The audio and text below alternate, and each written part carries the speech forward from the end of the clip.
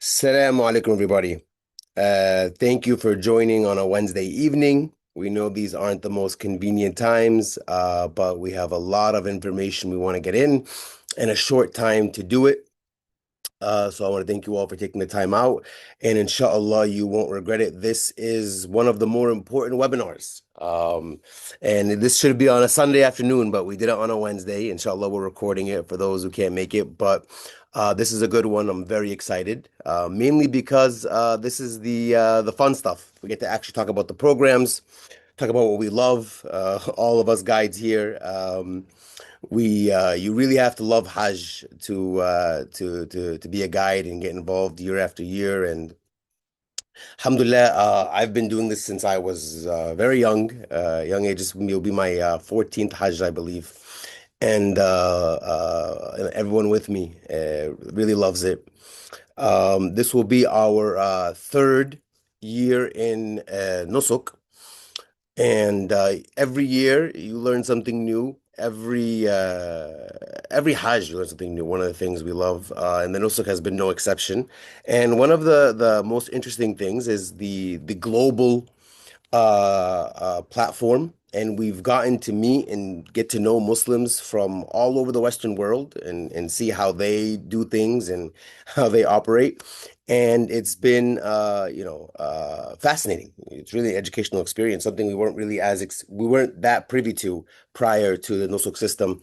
And so, for example, Rajhi always was a Hajj provider that focused on Europe. They didn't really focus on the US, and the US Muslims are unique, and they require different types of programs.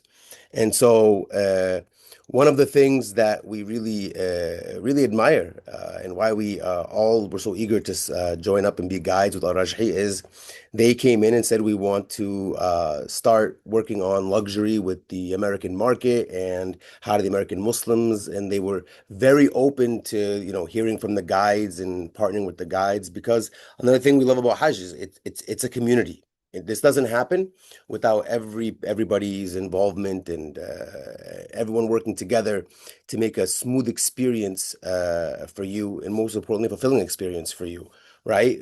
It requires a lot of effort from the front end, from the imams to the guides to the providers.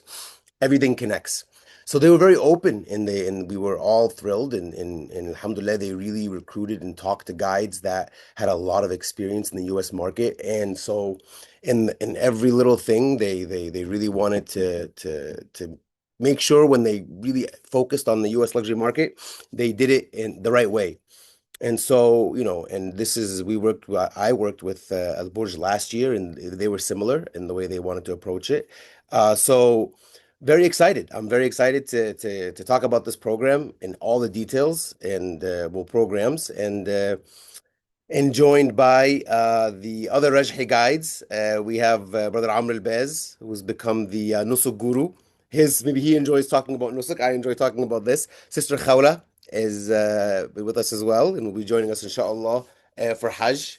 Sister Rukshana, who is actually sharing the screen right now, and will be, you all have probably seen her on the Telegram.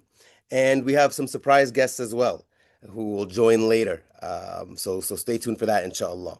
With that being said, inshallah, we are here today to discuss Al Rajhi Luxury 1, 3, and 5. For those of you who are surprised by 5, 5, I'll explain in a minute, is a last minute addition.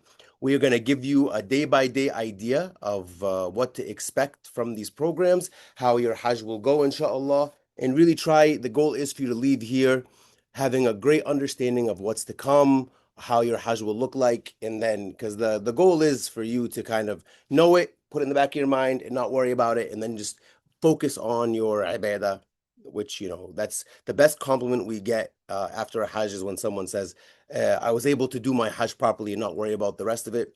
That's the goal. That's the end goal here, inshallah. With that said, Luxury 1, 3, and 5 are all Mecca first programs. I'm sure you all know. They go from 4 to 17 Zulhijjah. They are non-shifting luxury. They will be in Mecca first for 10 days, and then you'll go to Medina for 3, and then go home. The dates are check-in May 21, June 3rd. Your travel dates will likely be May 20 to June 3rd, give or take, depending on your flight, inshallah. let us go to the next slide. So before, uh, you know, a lot happens before you even get to the airport, inshallah, for your Hajj to begin. Your Hajj with us begins once you're confirmed. Once you're confirmed that you've purchased, we will send you a link to collect all your data, inshallah, to have it, special requests, things of that nature.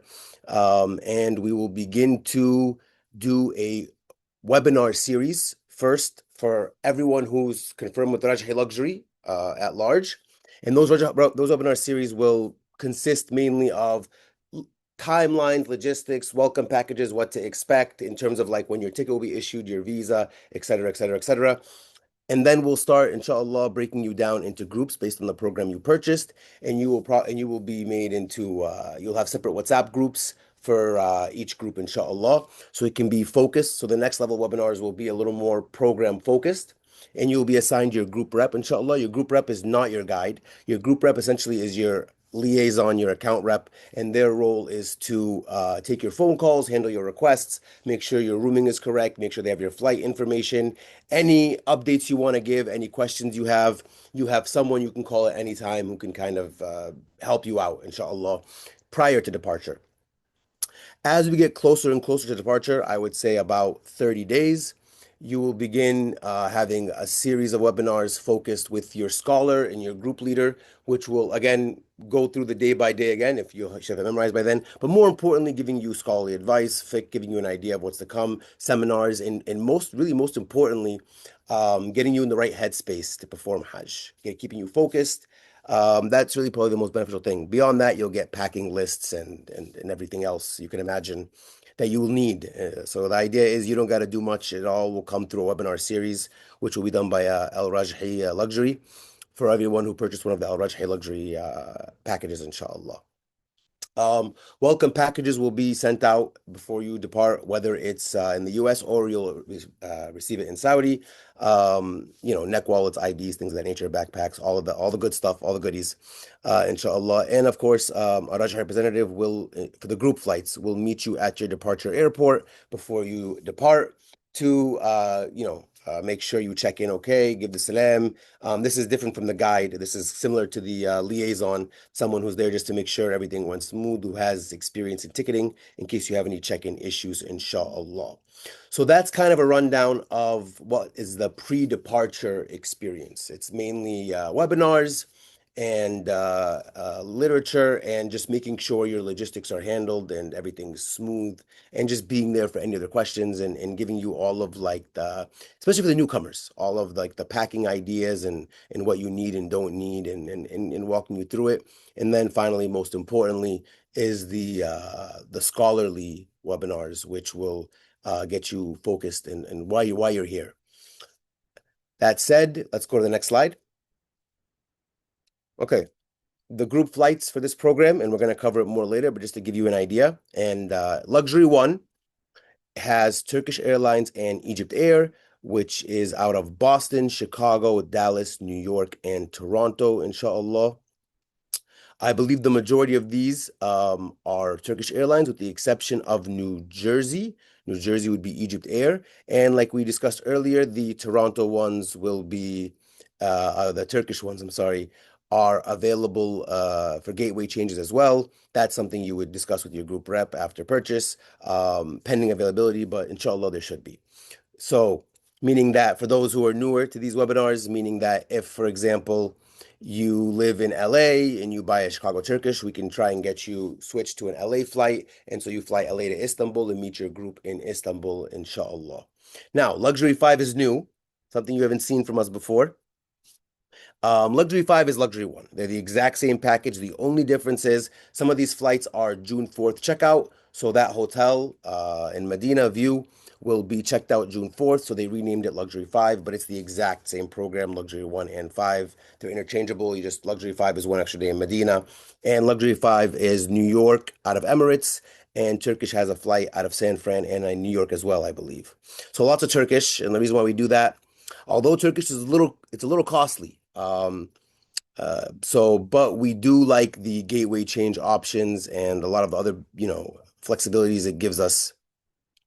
So we do try and push Turkish, and the cost is some providers put the cost more in the flight, some providers put it more in the package. They have some leeway as to the where the I guess the markup or extra services is.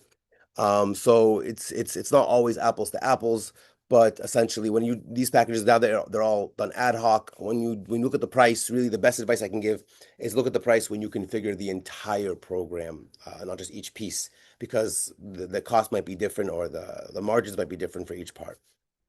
So, with that said, there's also Luxury 3 as well, which will be flying out of Boston, Chicago, Dallas, New Jersey, and Toronto.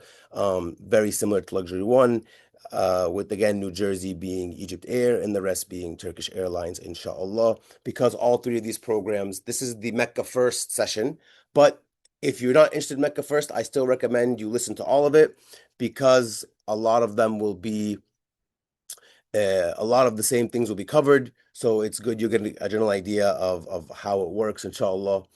But yes, we will only be discussing the Mecca First programs, and of course, there's common areas with both. I know the programs, a lot of them aren't on Nosik yet. They were uploaded today. As soon as they get green lit and put in, inshallah, we're hoping by, if it wasn't today, by tomorrow, you should see all of these programs on Nosik, inshallah. Don't worry. Plenty of time, inshallah, to see them. So, next slide. Allow me to hide the previews from the chat. Brother Amr, if you have time and the chat is, yeah, go ahead, inshallah. For questions and answers, raise your hand after we're done. But really stick to questions have to do with these programs, inshallah. Any registration or no questions, leave that for the Q&A, which will be, inshallah, on Friday. Or you can simply call one of the members, call one of our team members. But Amr, you raising your hand? Oh, you're good? Okay, okay. Now, do you want to speak with Amr? Is something you want to say? Yes, go ahead.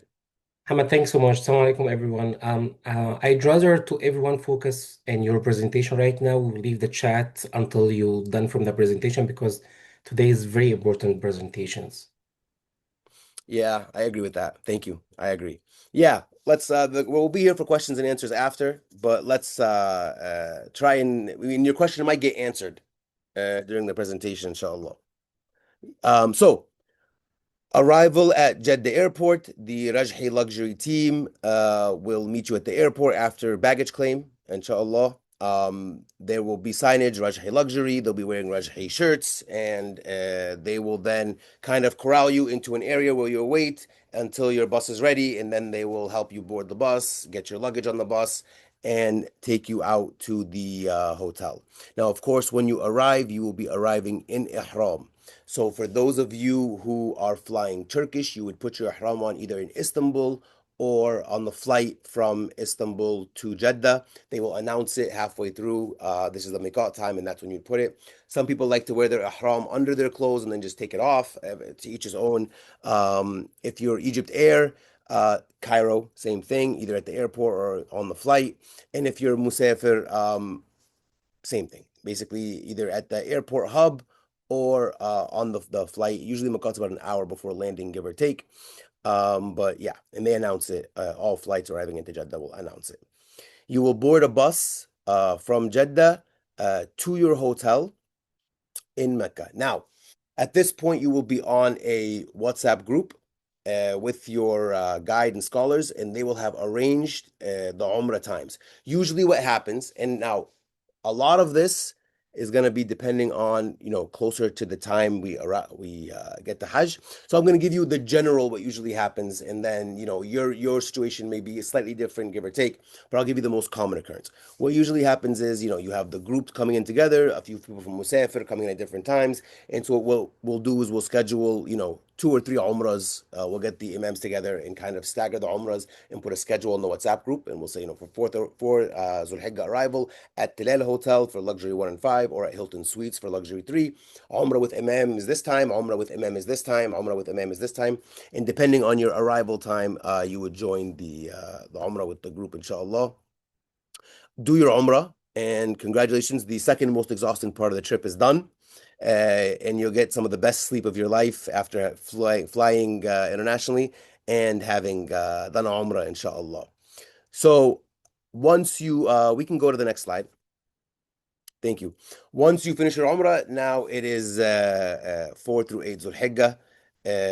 Once you've checked in, I'm sorry, and finished your Umrah, and the check-in process is fairly straightforward. You get envelope with your key, room key in it, depending on the rooming. You'll have your rooming before you depart, who you're with. If you purchase a double, you'll be husband and wife. If it's a family, you'll be together. If you have friends you want to go with, you let us know. We will room them together, so on and so forth. Hajj rooming is pretty straightforward. Most hotels do all twin beds. They don't do a lot of kings, to make it simple. So that may be an issue. Your double room might be twin bed. But beyond that, just whatever you requested, inshallah, you will receive the room key with your roommates, and you will receive a welcome message with the hotel information, the Wi-Fi, where the haram is, where the mall is, where the prayer rooms inside the hotel are. These are all critical things at the time, especially because with the rush around the haram during Hajj times, a lot of the elderly and people who can't move end up praying in these masallas that each hotel have that are beautiful usually, and they face the haram. Hilton Suites has one in their parking lot, but it's gorgeous and it faces the haram. So it's a great option if you can't make it to the Kaaba. Now, from days 5 Zulhijjah, which you'll be waking up usually around Dhuhr time, you'll be pretty tired, up until 8 Zulhijjah, this is the time when you will be um, Bismillah. This is the time when you will be kind of preparing for Hajj. We may offer a tour as well, but the roads do close. So depending on the road closure and what's available and what's not, the tour either might happen or might not happen because Mecca does shut down during these days. You kind of can't leave the Haram area. So mainly you'll be shopping for things you want for Hajj. There's a Bin Dawood right in the lobby of the hotel in Hilton Suites, and from Talal Hotel you can walk over to the Bin Dawood. You'll be shopping for things you need, getting prepared, and we'll be hosting seminars with your imam at the hotel to kind of get you ready, inshallah, for Hajj, kind of walking you through any last minute questions, so on and so forth, and also kind of getting the schedule. We're going to meet at this time, so on and so forth. And finally, 7 Zulhijjah, you will get your bus time to meet in the lobby for the bus transfer to Mina, depending on the camp. Each camp will have its own bus, inshallah. And of course, breakfast and dinner is included throughout your days up until Manasik. Once you get to 8 Zulhijjah, 9 Zulhijjah, 10 Zulhijjah, and 11 Zulhijjah, dinner is not included those days at the hotel because they assume you'll be eating it at the camp. Something to know. Although breakfast, I believe, is still offered, but you won't have dinner. Dinner will be back on 12 Zulhijjah when you return. Next slide, please. A little bit about the hotels. Tlal Jabal Al Kaaba. If you've been to Mecca before and are familiar, this is a five-star hotel that is behind Anjum by the Sheraton. It's a very nice hotel. It's not quite as close as Hilton Suites, of course, but still five-star hotel with all the amenities and walking distance to the Haram, very close. You can catch all the prayers without any issue. So, not a premium hotel by any means. It's a solid hotel. Now, of course, these hotels during Hajj time, for those who know, they get crowded, they get overused. That's something to expect generally with any hotel you stay in, and I've stayed in all of them.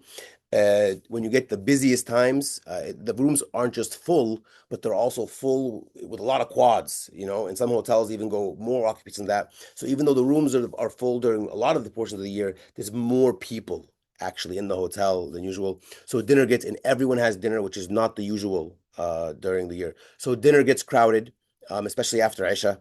The hotel's a little bit crowded. Housekeeping might not be as you'd expect, but these hotels do manage to kind of hold the fort as good as possible. So you do still get that service that you'd expect, but maybe not quite to the level that you'd get if it wasn't Hajj time and it was a little bit slower. But alhamdulillah, no major issues. Next hotel, Hilton Suites. This is my personal favorite. I've been doing Hajj with Hilton Suites since they opened. I really, we as guides really insisted we wanted this hotel because of how much we love it. For a few reasons. Number one, Hilton Suites, their quad rooms are all one bedroom suites. So if you're a family together or you're getting a quad, in my opinion, it's the best quad room in Mecca. They're huge. Great buffets. Amazing lobby is huge, which is something that you'll appreciate if you're in a quad and you have roommates. You want somewhere sometimes to go to the lobby and take a break if people are sleeping. Their lobby is massive. I think it's probably the biggest, maybe the biggest lobby in Mecca, with three or four different areas and coffee shops and places you can sit. Beautiful views of the Haram as well, and it has the mall attached, which is a far superior mall, in my opinion, to the one in the Burj Clock Tower, just because of the traffic. It's not nearly as busy. You can get to the food court and grab something to eat and come back in a relatively short period of time. In comparison, you can get in and out quickly, essentially. In the elevators, the wait isn't nearly as long. They move quickly. So it's a convenient hotel right across the street from the Haram. If you've been to Mecca, it's basically right behind Dar al-Tawheed, the Intercontinental. Now, one thing to note, they do close the roads before about 20 minutes before prayer. So if you want to go into the Haram for prayer, you have to leave about a half an hour early, 45 minutes early. But during Hajj time, no matter where you are, if you want to get to the Haram for prayer, you gotta leave at least an hour early anyway. So it's not really you're not really gonna be affected by it. But we really do love this hotel and everything encompasses. We've dealt with the staff for years. We know them well. It's a great hotel. Next slide. Okay, this is just, I already went over this, but this is just your basic itinerary. You have the airport meet and assist, your hotel check-in, the breakfast and dinner, the Hajj seminars, and depart to Mina. That is the basically what you'll be doing during your Mecca stay. I did speak about a potential tour. It's in the books. It's booked, but those days Mecca does get shut down. So depending on the road closure and also depending on your interest, a lot of the pilgrims who buy the packages and stay in Mecca during those days don't really want to do a tour. They kind of want to lock down and focus. But both options are available, inshallah. Now, on Eid Hijjah, we said you'll get a text from your imam telling you, or your leader, your guide, telling you that what time the bus is coming, and now you are going to begin Hajj. Now, for the sake of this presentation and for the sake of communication, Majar Kabsh and Muaysam are two specific locations in Mina. But we oftentimes, to make things easier, when we say Majar Kebsh, we mean Mina, Arafah, Muzdalifah. They each have their own camp. Now, there's no Majar Kebsh in Arafah. We just call it that to differentiate between the Mu'aysim camp, the other Arafah camp, essentially. But they're both in Arafah. So Majar Kebsh has its own Mina camp, its own Arafah camp, its own Muzdalifah area. Same thing for the Mu'aysim. They have its own camp as well. So we're gonna explain it that way, but there's no majority capsule. If you're not, don't say I'm in majority capsule Arafah, you're in Arafah. Same thing with Muzdalifah. I'm gonna walk you the itinerary and kind of give you first I'll do the majority capsh itinerary, and then I will do the Mu'aysim itinerary, and they're similar. There's a few key differences. So and at the end of the presentation, actually, when we're done, there's some videos we have of Majar and Mu'aysam, Mina and Arafah, and we'll play those inshallah, but after we finish the whole presentation and before our surprise and the Q&A. So, you arrive by bus to both Majar and Mu'aysam. And if you can look in these pictures, this actually gives you a general idea. If you look at the picture with the blue beds, this is Mina. This is how it is in Majar Kapsh. You get a bracelet the night before that has a number on it, and that number coincides to one of these beds, also has a number on it. So that way there's no confusion as to who has whose bed. It's very straightforward. You will then you have a shelf to put your stuff, and you have ports for your Bismillah. You have ports for like your chart to charge your phone, etc. There's little lounges. If you could, when you grab dinner, you can sit there, or if you want to, if people are sleeping and you want to relax, there's a few of these little lounge rooms all over Majid Kepch.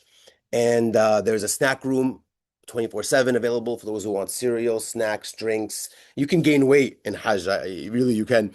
And then of course there's the buffet room for the actual mealtime. Bathrooms are vastly upgraded to the Majar Kepch. Even I remember they have the Arabic toilets, and for those who know what Arabic toilets are, it's like There's just the hole, and then they have the regular standard Western toilets as well. So both options are available, and the bathrooms are consistently cleaned. Really honestly, and I would tell you, I'm a little bit of a germaphobe to be honest, but it was nice. Honestly, it was a really nice camp. I don't anticipate anyone having issues in Majorca Capsh, alhamdulillah.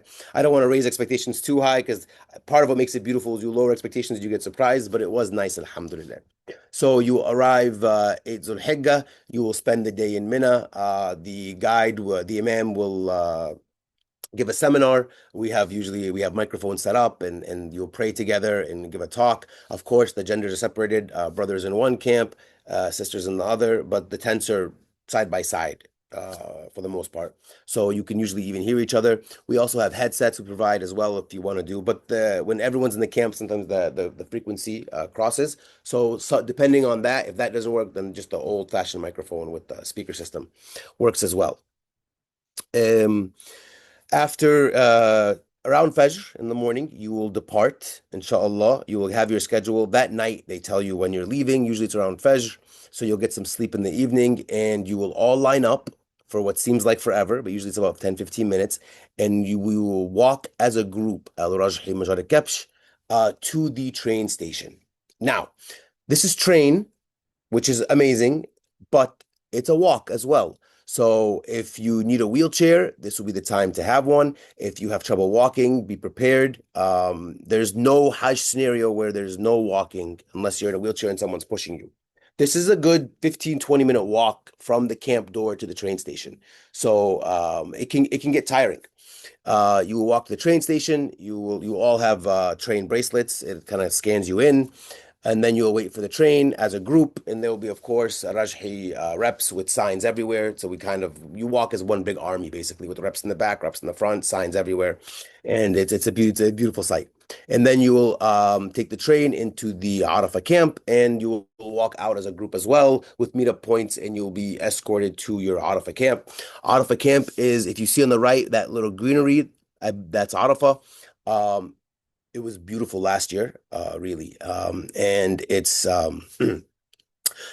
the way it's done, it's almost too much, to be honest. Bathrooms are beautiful. There's like shawarma stations, there's snack stations. The beds are a little bit tighter. If you see on the left that picture, that's a little bit more what to expect from Arafah. The beds are tighter. It's a little bit of a tighter spot, not quite as spacious at all as Mina, but there's a lot of outdoor areas to sit. A lot of stations and food and drinks and things.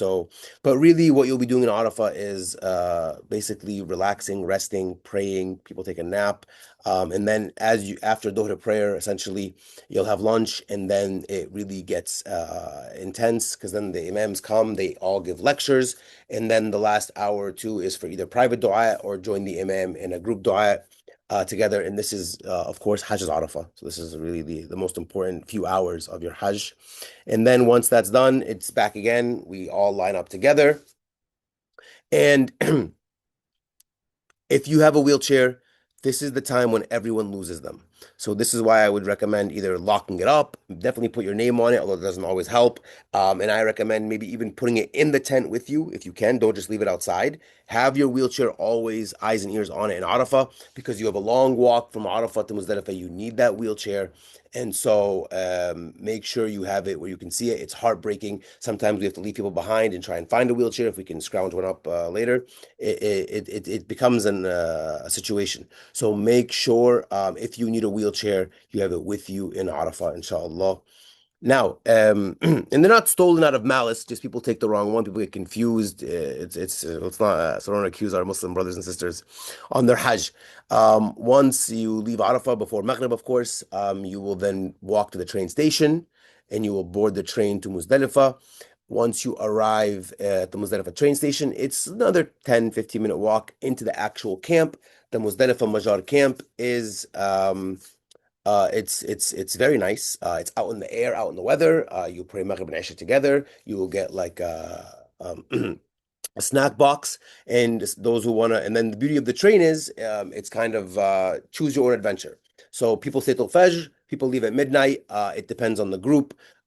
and also the imam who will also decide as well. So usually the groups either we all leave as one or we'll break it up. Okay, these people will stay till Fajr, but we definitely make sure if you're gonna stay that there's a rep there from Rajhi and a scholar with you, so that's you're accompanied. So usually we shift it out depending on the numbers and who wants what. That's something we decide as we get closer to Hajj time, inshallah. You will then you will then take the train from Muzdalifah, inshallah, back to Mina. And now this is when really these next 2 days, which to me honestly are obviously they're not the most important, but logistically they're very important days in my opinion. They differ for everyone. I'm gonna give you the standard, but your imam might have his own way he wants to do it, his own schedule he wants to do it, within fiqh, of course, within reason, and so this might change for a lot of different people. But generally speaking, the way it's gonna go is once you arrive back at Mina, um, most people will go straight to Jamarat before they even get to the camp from the Muzdalifah train station. They will do the Remi, arrive in Mina, and then they will board the shuttle, the bus transportation to Mecca, where they will do their tawaf and then stay in the hotel rooms, break ihram. It's Eid day, get a haircut, get some food, relax, and then before Maghrib they will be transported back to Mazar Kapsh, inshallah. The camp is by a tunnel, so usually you sometimes you get into the tunnel, sometimes you don't. So you may have to walk the tunnel to get to your camp. But that's generally how it goes on Tanzul Hijjah. You spend the evening, and then usually after Fajr, you do your stoning again for 11 Dhul Hijjah, and same thing. Take the bus, spend the day in Mecca, and then return on the evening again. And then you spend one more night in Mina, and then you on 12 Dhul Hijjah you will depart after your stoning, usually after Fajr, and you will go. Now, this is the basic schedule. There are some people who spend from Maghrib to midnight in Mina, and then they work the bus around midnight to Mecca. They go, and then they come back before Maghrib to do stoning, or some come back before Asr. There's so many. Everyone has a variation of how they want to do it. As long as they get the stoning in before Maghrib, that's the most important, and they want to spend a part of the night in Mina. Some will spend it from Maghrib to midnight. Some will spend it from midnight to Fajr because they've already done their and they'll do stoning later. There's a lot of different variations, which I'm not going to get into during this presentation. I've already kind of gone more detail than I should, but essentially you'll talk about that with your scholar, and probably closer to Hajj time he will announce it. And also it depends on the roads, the transportation, how it looks. He might decide that there's too much traffic at this time. There's a lot of different things that go into it, but that is essentially how it will go for the Majorik Kepsh folks. And this year is unique where I can't say it's Majorik Kepsh versus I still got to do Muaysam. Did we so now, for the Mu'aysam folks, it's yeah, we can you can stay there. For the Mu'aysam folk, it's very similar actually because this is also non-shifting. The Mu'aysam folks who are in Aziziyah have a slightly different itinerary. They don't really go to Mecca as often. But for Mu'aysam, the way it works is you will leave the bus and you will leave the hotel on Eid Hijjah as well and be transported to Mu'aysam. Now the Mu'aysam camp also has the numbered beds. They just don't have the charging and the shelves and all of that. It's just simply like sofa beds that can open up essentially for one person. And the big difference between Majar and Mu'aysam in terms of the tents is in Majar maybe it's 30 to 40, like the square footage per person is bigger. Mu'aysam's a little tighter for sure. It's a tighter situation. And people generally won't stay in the tents. In Majar you can find the group almost all day in the tent, whenever they're there all day in their tent. Whereas in Mu'aysam you'll find everybody kind of roaming around because also Mu'aysam's in a much busier area. So if you leave the whole camp area, there's stalls and shopping and things, so people will walk around a lot. Beyond that, they also have the dinner buffet. They have the bathrooms as well. They're in good shape as well. I would say maybe like a one standard below the Majar, but still, I've done Muaysam as well. Very usable, very nice, very very doable for everyone. Now, eh, one of the nice benefits to the Muaysam is if walking is an issue, it's all bus. So outside of the Jamarat, it's actually easier the 2 or 3 days because the train is actually more walking than the bus. So once Mina, same thing. Lectures from your imam, prayer together, dua, and then get some rest. And the next day, same thing. You'll get your schedule. The bus leaves at this time. Now you wait for your bus. They call your group, and these buses get loaded, and it's everyone in, and then we go to the next stop. So it's like a shuttle. The bus doesn't stay with you; just drops you off and goes, drops you off and goes. And so it can be a little bit longer wait for the bus. Usually we say wait into your tents until it's your turn. They call you when it's your group, and then you line up, board the bus. Sometimes the bus can be not everyone will sit. Sometimes people stand. This is normal for Muaysam. But inshallah, it should be fine. Then you go to Arafah.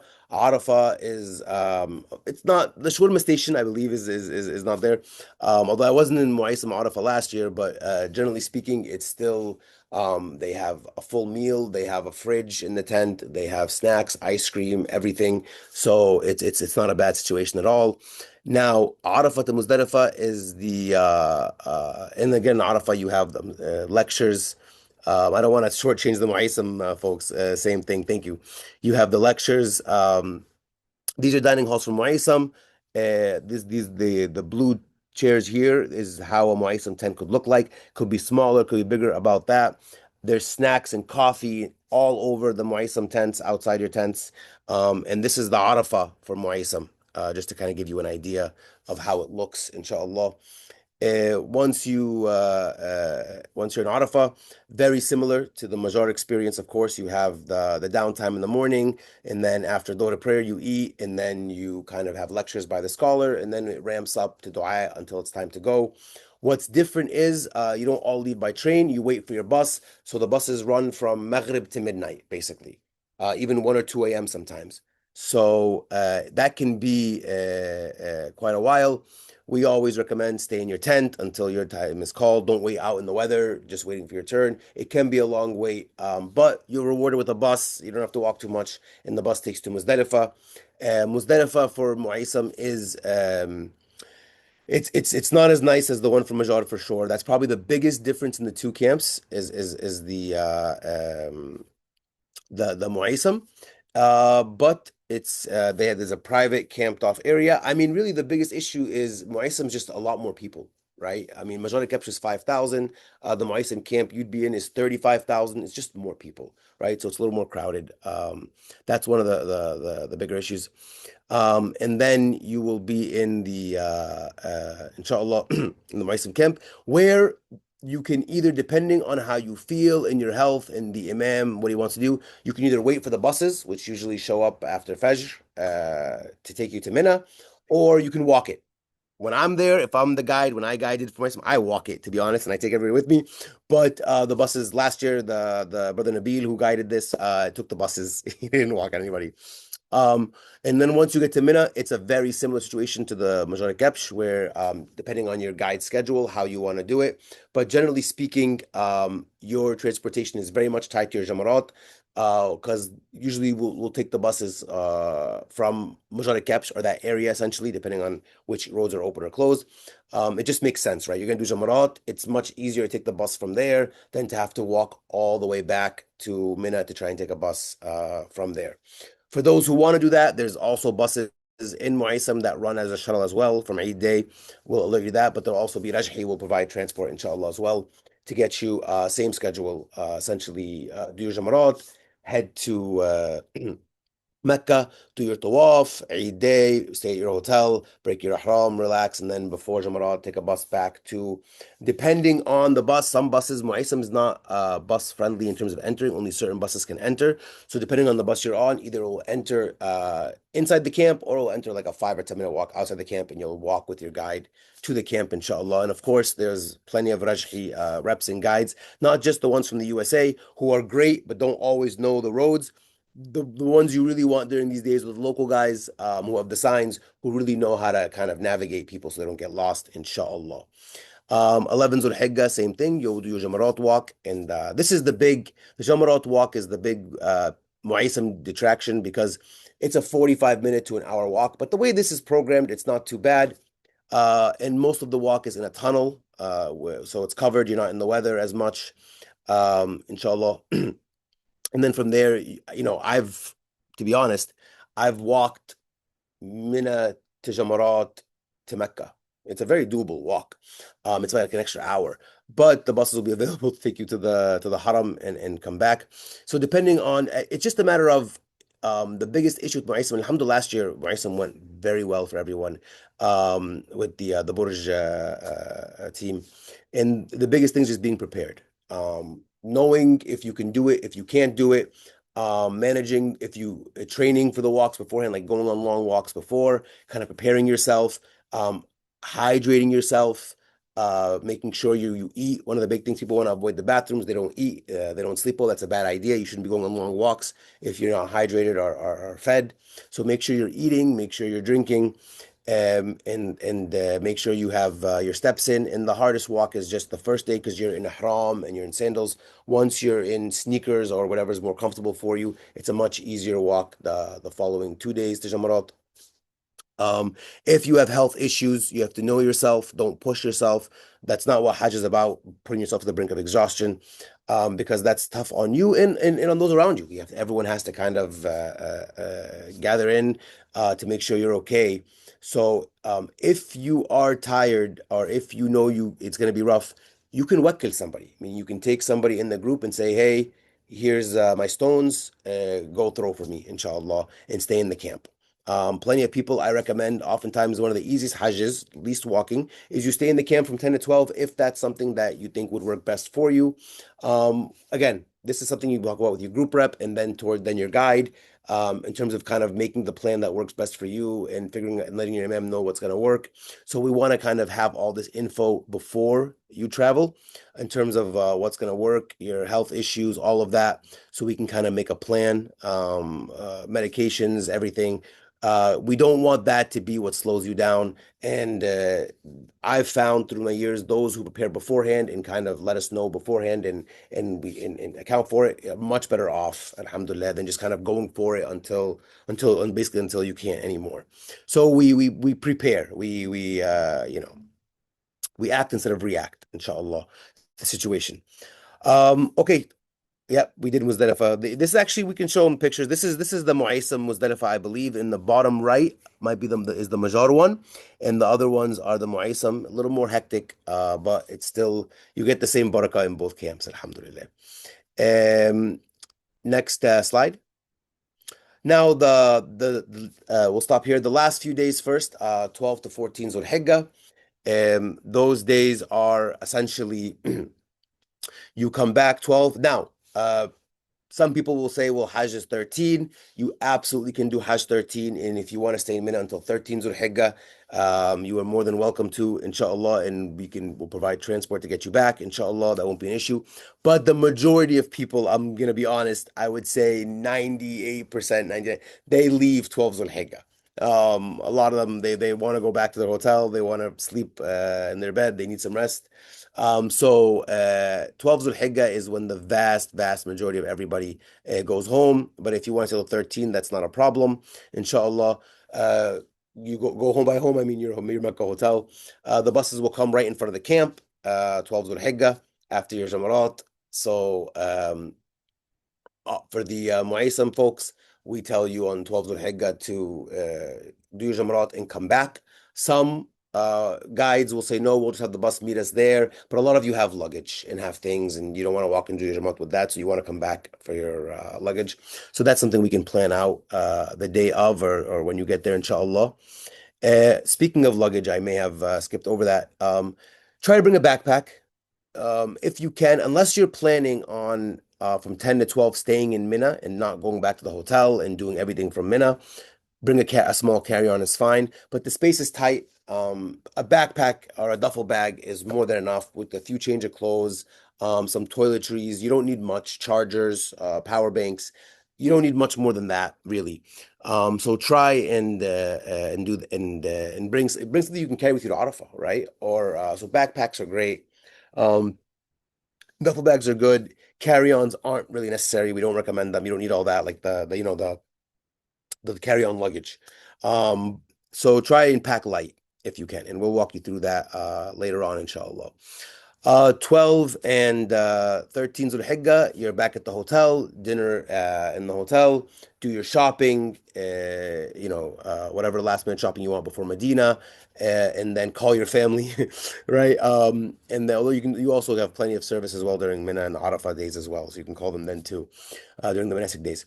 And then you will do finally on 13 Zul Hijjah as a group your farewell tawaf. If you don't want to do it as a group, no problem. And 14 Zul Hijjah. Now remember, you do tawaf, that's the last thing you do. Now, when they say last thing, people oftentimes want to do it right before they get on the train. Please don't, because that's you'll be late. You can't, you can just don't shop or do anything before you leave, but you can do it the morning. If the bus to leave to the train is 8 a.m. or 10 a.m., you can do it 6 or 7 hours before, but not 2 or 3. You know what I mean? There's always a few people who try to cut it really close. Don't, because you could miss your train. And then the bus will arrive at the hotel. Um, your luggage will have been transported the night before in luggage trucks, the big luggage. You'll just have carry-ons with you on the train station, inshallah. That will be announced through the guide. Usually you put the luggage in front of the door, the bellman take it, they put it in an area, and you see it again in Medina, inshallah. Make sure your luggage has the luggage tags on it, or your name. So you should always be for Hajj, make sure that everything's labeled, inshallah. But we'll get to that later on. And then, inshallah, you will board the bus to the train with the Rajhi team. They will escort you. You'll get on the train. You'll have your tickets, of course, and the guide will facilitate all of that. And once you arrive, the Rajhi team will meet you there, wait for you with signs, take you to the bus, to take you to your Medina hotel, where you can kind of just relax. Hajj is over. A lot of you probably have a cold by then, but it'll be a beautiful cold, the gotten through Ajr of Hajj, inshallah. Medina, you will check in at the hotel as well. The team will be there. Very similar situation to Mecca, if not exactly the same situation to Mecca. You'll be given all of the information about the hotel. And Medina is relaxed, even though there's you're doing more things in Medina in terms of tours and things, but it's relaxed. Really, Medina, especially after Hajj, where the main 2 or 3 things is the Rawda, which we do as a group, inshallah, through the group bookings, through Rajhi. That's how they've done it every year. Your ziyara, which is the tour, which is a nice, if you haven't been to Medina, it's beautiful. Medina gets nicer and nicer every year, more and more stuff, a lot of really cool stuff to see, a lot of interesting history as well. And then oftentimes maybe some surprises here and there, little cool group events, or sometimes the imam or the guide wants to do something together. Little things will be added on into the schedule. Your Rauda appointments, of course, you get when you arrive there, and your ziyara will be affected by the Rauda appointment. So as we get closer, the one thing that we always leave some space available, even if we have your ziyara booked on on the 15th, we'll say pending Rauda, it could be moved, right? Because the Rauda comes very last minute, usually right before you arrive in Medina or when you get there. But you will have a complete before you depart. You will have believe it, this is the summary. This is kind of the abbreviated version. Once you get to inshallah into before you arrive in Saudi by about a couple months, inshallah, you will have a much more detailed day by day with everything you can expect to be doing and all the sights and sounds to see and everything. A whole book basically of everything you expect. We'll send you one of those as well, inshallah. So, but this is just to give you an idea of what to expect. So once you kind of do all of these, the Rawda, the Ziyara, whatever else we this planned in Medina, inshallah, you will have your departure.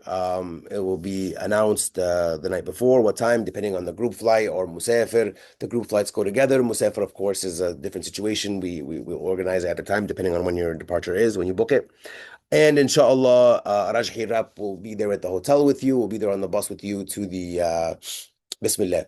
We'll be there on the bus with you to the airport, and they'll help you with luggage, give everybody a zamzam, say salam alaikum, and wish you a safe journey home.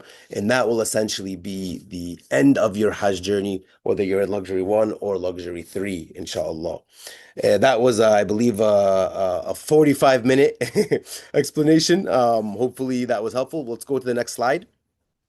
The View Medina. It's a relatively new hotel. Now, it is on the Baqi side of the Haram, and I know a lot of the sisters say we have to walk all the way around.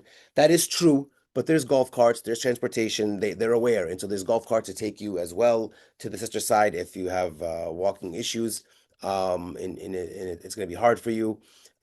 Otherwise, we stayed at the Crown Plaza last year. It was a very similar location, and it was nice, alhamdulillah.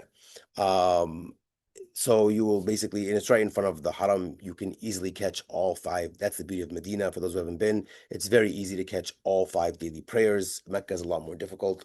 Mecca, if you want to catch all five, your whole day kind of revolves around it. Whereas Medina, you can do things, go out, catch the prayer, and come back. It's beautiful, alhamdulillah. Next slide. By the way, view hotels for both packages, inshallah. So you'll be together in Medina. This is just a rundown of what I already discussed, the highlights of things you'll be doing, inshallah, in Medina. Next slide. And we discussed the Medina airport as well. This is a picture of the Medina airport. Go back. I want to show them the Medina airport before we go there. It's beautiful. Very one thing about Medina, and this is kind of off topic, but just if you haven't been, and it's reflected in everything in Medina. Medina is just relaxing. And the Medina airport is more relaxed than the Jeddah airport. The Medina train station is more, well, subhanAllah, it really is. Everything in Medina is just a much more relaxed energy. This is a good time to do your shopping, a good time to go out to eat, a good time to kind of walk around and kind of really kind of build yourself back to like a good bridge. And this is why I love the Mecca First programs. This is one of the big pros of them, is you have like a 3-day bridge to kind of get back to normalcy to a degree, because Hajj is unlike anything you'll do in your life. And for a lot of the for the Medina First programs, that you go from that to a plane back to home, or wherever home is. This one kind of gives you some wind down time, which is very, very important, to be honest. So that's one of the reasons why I love it. Next slide. Now we can go to the next slide. Thank you. This is the package breakdown. Luxury 3. So just kind of, if you can see it, and we're going to post all this, and inshallah, by the way, we're going to give you links tomorrow to the Rajhi luxury website, which is going to have all of the packages so you can see them without having to log into Nusuk. And we're going to have all of the details of the flights, like, every flight time and everything. We'll post that as well. You already probably have seen all the package flyers. We'll repost that, and we'll post the guides as well, more info. So tomorrow, inshallah, tomorrow and Friday, the plan is to overload you with information on the Telegram groups, inshallah. And and if those of you are interested in this package, we do recommend filling out the form you were emailed, so we can be in touch with you to kind of personalize your journey and talk to you and walk you through everything, inshallah. Luxury 3, 21 May to 3 June. We discussed the flights, and the cities it flies out of, the hotels. This is kind of a rundown. Now, Luxury 3 is designed for Majority Capsh. Your guides, one of them, Sister Khawla. There'll be other guides announced as well. We will go with Imam Muhammad Bajur out of Dallas from the Epic Hajj Center. I've run Hajj with Imam many times, alhamdulillah, even before COVID. Amazing sense of humor for the man. Really, he's a good time, honestly. And of course, unbelievably knowledgeable. So if you can get to go Hajj with him, it's a blessing. He really, not only does he makes it knowledgeable, he's laid back. He makes it fun and relaxed and doesn't get too tense. It's nice. But this was designed for Majority Kepsh. The idea is the guides and scholars will be in Majority Kepsh. Now, of course, we know this year some might be in Mu'asim, some might be in Majar. So depending on where that all shakes out, things will change. Maybe some imams will be Majar, some will be Mu'asim. It just depends how it all. Inshallah, you all get Majar day one and get Luxury 3. But if not, we do have contingency plans, inshallah. These are the prices. This is priced in dollars, not Saudi Riyal. This is not with flight. This is but it is with Majority Capsh. So we priced it as if you're going for Majority Capsh. If you get Mu'aysam, it'll be a little more affordable. And then, of course, the flights range from, I would say, 10,000 to 12,000 Riyal. That range, I think you've seen them. And again, the flight price, the flight price is a little bit high, but that's mainly when you look at the price, look at the whole package price. Rajhi prices, every service provider has their own way of doing things. This is look at it as a whole package, alhamdulillah. And we really do believe one of the things we do want the bells and whistles. We do want to be able to guarantee. We want it basically to be like your Umrah, if you're Umrah before, very organized, on schedule. What the timings all match your itinerary. So your day by day should walk you through exactly.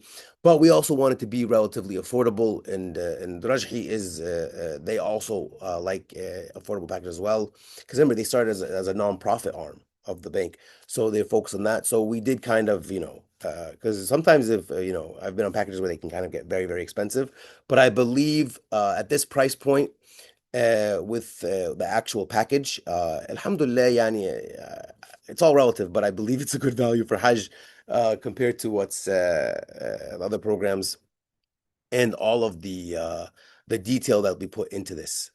Everything that we've discussed, inshallah, is confirmed.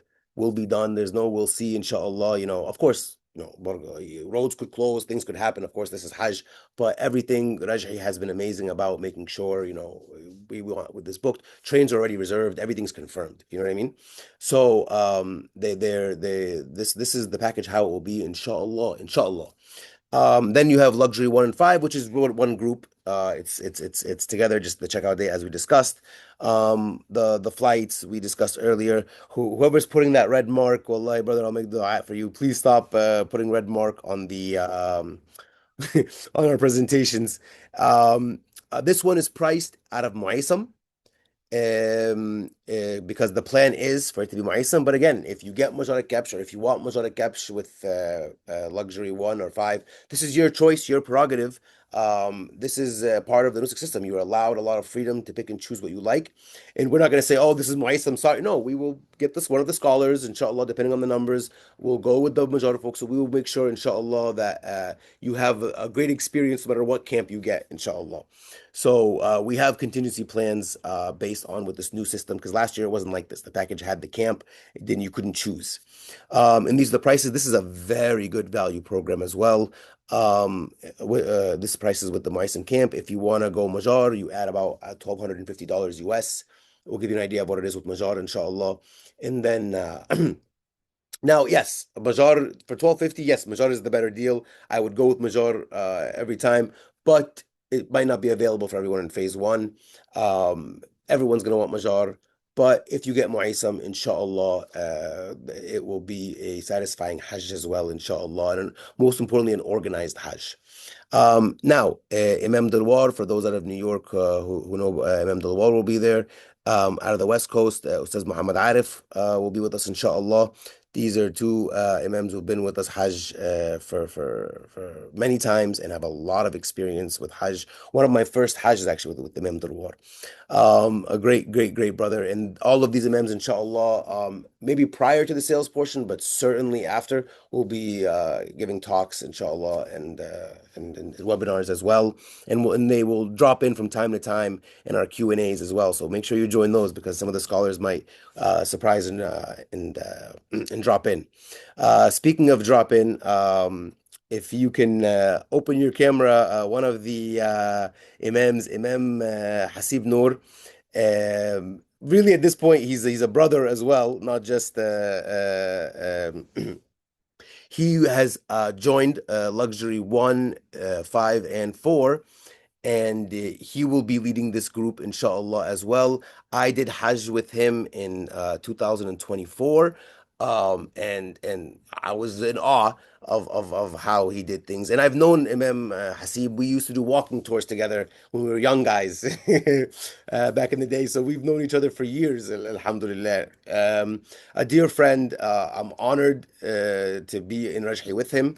I can't say enough good things, and somebody who very like-minded and really is here for your comfort. I've said enough. Imam, let me give you the floor. He's going to say a few words. I told you there was a surprise. Here we go. جزاكم الله خير بارك الله فيك السلام عليكم ورحمة الله وبركاته appreciate you subhanallah when when Muhammad talks it feels like he's living Hajj as he's speaking right he's like the whole Hajj is in front of him I'm just kind of laughing because I know exactly what he's talking about in each simple seg and he throws like the specific points only a pro would like kind of remember but for example I was laughing when you were saying lock your wheelchair on Arafat Alhamdulillah, I'm very blessed. That Alhamdulillah, we have collaborated and are with Rajhi this year. And it's something very, very beautiful. MashaAllah, Rajhi is historic, of course, everything that this company represents. One of the things that impacted me the most actually are two things. One of them is, subhanAllah, that they have a massive, like 270,000 endowment of trees, date palm trees, that essentially feeds the fasting in the Haramain. And it's like mind blowing. They literally have this massive waqf, an endowment just to basically feed the fasting in the Haramain. Another thing is they have this the second largest masjid in Mecca. Sheikh Sulaiman Rajhi dedicated to his mother. And we call it the Masjid of the Mother as an endowment for Sadaqah Jariyah. SubhanAllah. So, I mean, if you can think about that kind of spirit behind everything, I want to segue into something that, SubhanAllah, after hearing this, mashallah, I think probably the fastest and most comprehensive itinerary I've ever attended personally. MashaAllah, may Allah bless Muhammad. I want to take you guys to a spiritual kind of like pullback, and that is a hadith of the Prophet Muhammad SAW that kind of embodies this entire journey. And it's something I want you as a person to constantly keep in mind at all times in this entire process. And and I also want you to understand that you're basically living like four lives before you actually finish Hajj, which is number one, the life of Nusuk. You're now like under under Nusuk. We're being Nusuk, everybody. And that means that you have to go through a very intensive, logistically sometimes frustrating process of trying to get verified. And subhanAllah, I want you to understand something. No matter how much you're going to be frustrated, the people before you would be like, you didn't even understand what it was like for us. I mean, people who are being verified, and I've looked at the questions. They've been 3 weeks under verification. Some have been 3 days. Some have been once. Uh, a person I know basically has 16 times put in requests to get verified and then finally got verified. So look, this is just part of the process, and this is what we call the Hajj before the Hajj. So you got to embrace it. You got to understand. That it is part of a experience that is one life that you have to live. You have to go through this process. And somebody might retort is like, well, why does the Hajj have to be this way? And all of these other comments. Nobody's saying it has to be this way. It's just, it is what it is, and you have to embrace it. If you don't live your life embracing what you're going through, you're just going to be a frustrated human no matter what you go through. So imagine you need to understand this spirit of embracing what you're going through is extremely important because it actually is training you for bigger experiences, bigger moments where you have to actually dig deep and say, it is what it is. This is what I have to go through. And if there's one thing that you need to understand to take from this Hajj is that. That is what Hajj teaches you in life. And that is why it is literally a pillar of our faith, which every one of the pillars of Islam is a means of forgiveness. The Shahada, whoever says La ilaha illallah Muhammad Rasulullah is forgiven. Whoever prays 5 times a day, every time you pray until the next prayer, you're forgiven what's between the prayers. Hadith of the Prophet Muhammad. Ramadan to Ramadan, the Prophet says you're forgiven. And a zakat is means of purifying all of your wealth when you pay zakat. And the Hajj forgives a lifetime's worth of forgiveness. And I want you to now remember that this is the first life we're going through. Okay, we got to go through the Nusuk life. Uh, this then, of course, sums up, inshallah, February 3rd and possibly other dates, pending there's more phases from Nusuk that will allow us to, inshallah, get a chance to buy packages. Remember the quotas in the first phase, 3,500 for the US. You have 1,000 something for Canada. You have 3,500 for UK. You have 6,000 for France. This all based on collating the population of Muslims in those countries. And then they base it on a quota system based on how many Muslims live in that particular Western country. Now, what they do that in the second and third phase, possibly, they will take the remnants of all of the countries that did not sell their quotas, that still have quota. They will gather them all together. And in fact, the second and third phase, or possibly third phase, we don't know yet from Nusuk, in that second phase, you actually have a higher chance of getting a package. So I want you to understand, like, set the expectation now. This is your second life. Okay, you're gonna have this huge like expectation. Inshallah, we've been prepared. We've attended like these 20 seminars that mashallah Rajhi mashallah is giving you incredibly detailed help. And I see the chats with mashallah the team is helping on a personal level. Just have the expectation that look, if you don't get it the first phase, you have a higher and better chance, in fact, to get it in the second phase. So that's the second life. The second life of let's get an actual package. That's why some of you are asking questions, and sometimes you just have to ask yourself, is this question really going to help me in the first phase of buying or procuring a package or not? We're asking about the bed type, we're asking about some of these other things. Wait for until actually getting a package, and then you can have a million of those discussions thereafter. Okay. And then you have the third life, which is basically the life of preparation for this journey, which is probably the most important of all of these things, right? And then the lastly, which is actually the Hajj itself. And then the fifth life actually is the post-Hajj experience. What does it mean to finish your Hajj and uh, to keep your Hajj, and how this journey must be transformative. So, in the spirit of these 5 lives that we're all going to live together, I'm going to present you a hadith of the Prophet Muhammad ﷺ that I want you to like hold it dear to your heart.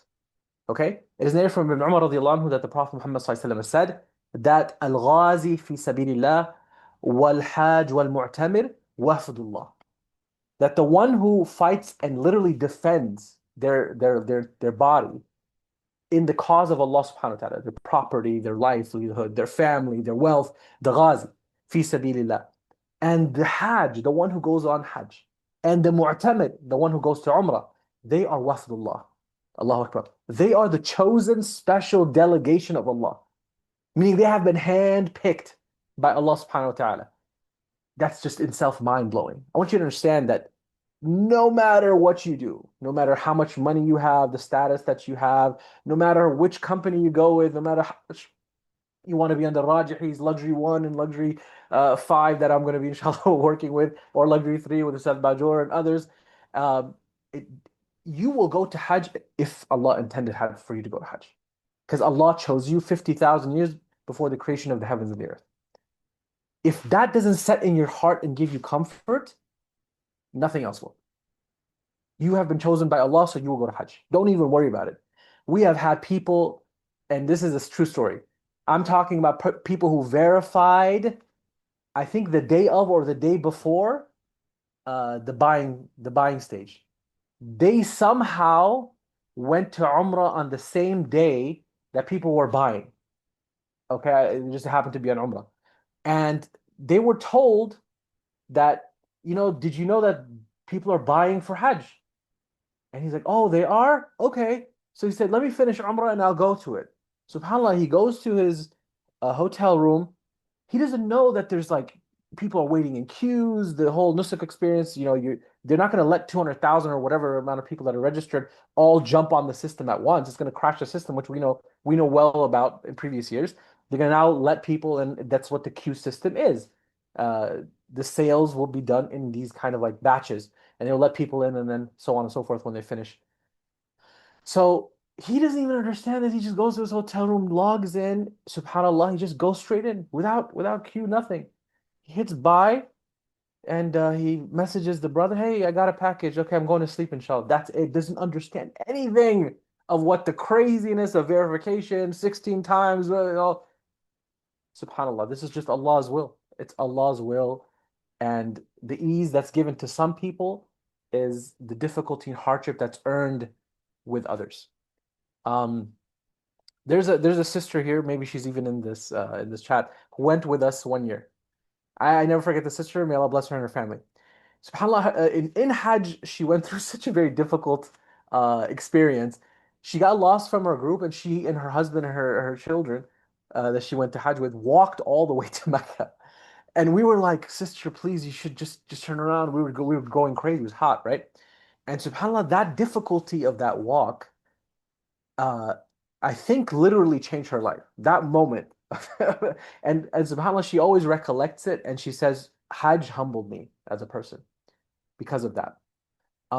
So when I tell you this hadith of the Prophet Muhammad ﷺ, that the one that is look what you're likened to, the one that defends Islam and the one that sacrifices everything to come on this journey, and the one that comes to Umrah. They are the chosen special delegation of Allah subhanahu wa ta'ala.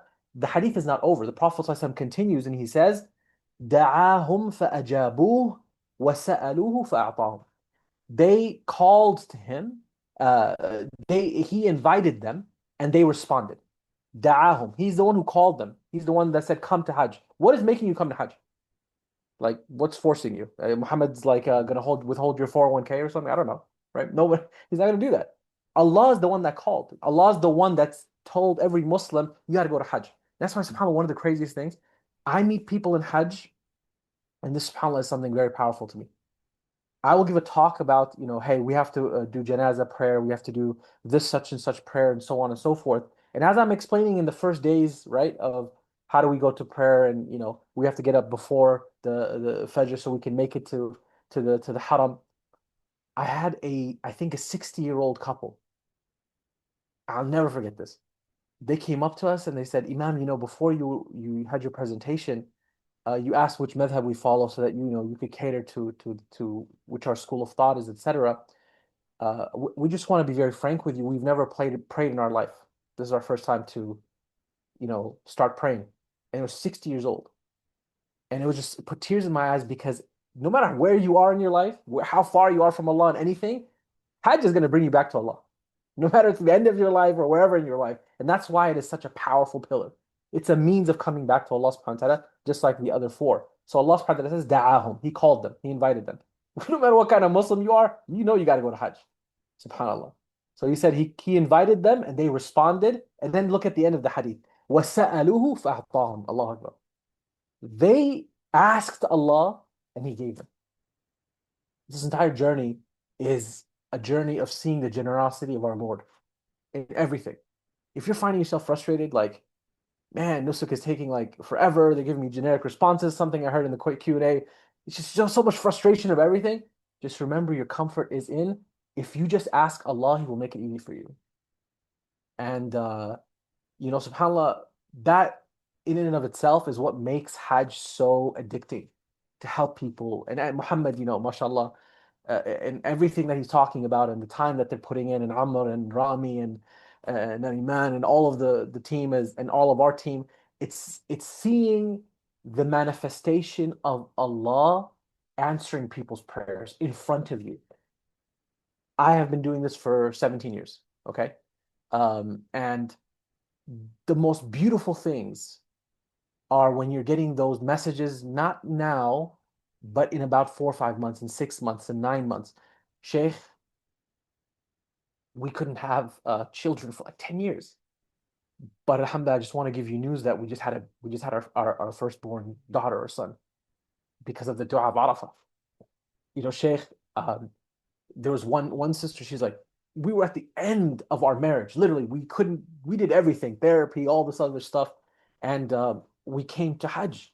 And the man that came to Hajj and the man that came afterward is 180 degrees, two different people.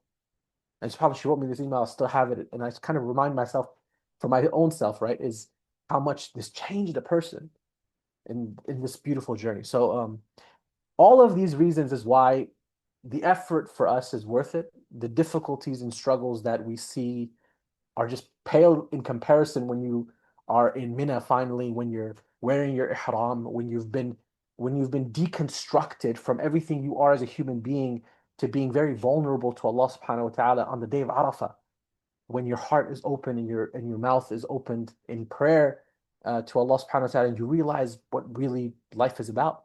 That's what this journey is finally. And this hadith should be like your golden standard for living these 5 lives until you finish Hajj, inshallah. We'll be with you more, inshallah, but I do want to pitch because, Muhammad has this love of Hilton Sweets, man. It's crazy, right? We called him like Mr. Hilton Sweets. So he was like, Hilton Sweets, I love this place. Let me tell you something. When I saw the package for 1 and now 1 and 5, it's the same package, it's just 1 day different, right? And I saw Tilal al-Kaaba and I was like, subhanallah, this is one of the closest hotels that's walking distance. And then, mashallah, we have the view, which is also literally right in front of Masjid Nabawi. I was so ecstatic because why?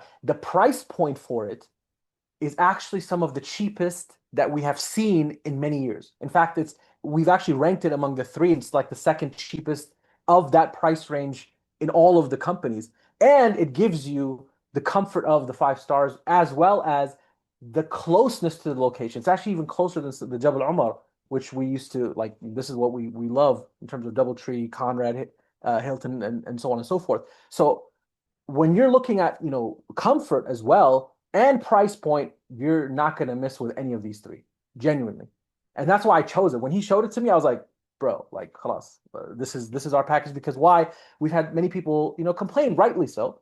Hajj is very expensive, and when I saw the price point, alhamdulillah, it was something that we really were uh, in love with, just so that it can be a little bit more affordable for people, for people who want that, again, what it says, a Rajhi luxury, but it's at a very good entry point and price point. So I just want to throw that in there. It's like the, Chicago Bears and Packers. We still love each other, Muhammad, but your Packers still, I mean, your Bears still lost. It's okay. I won't talk about that, inshallah.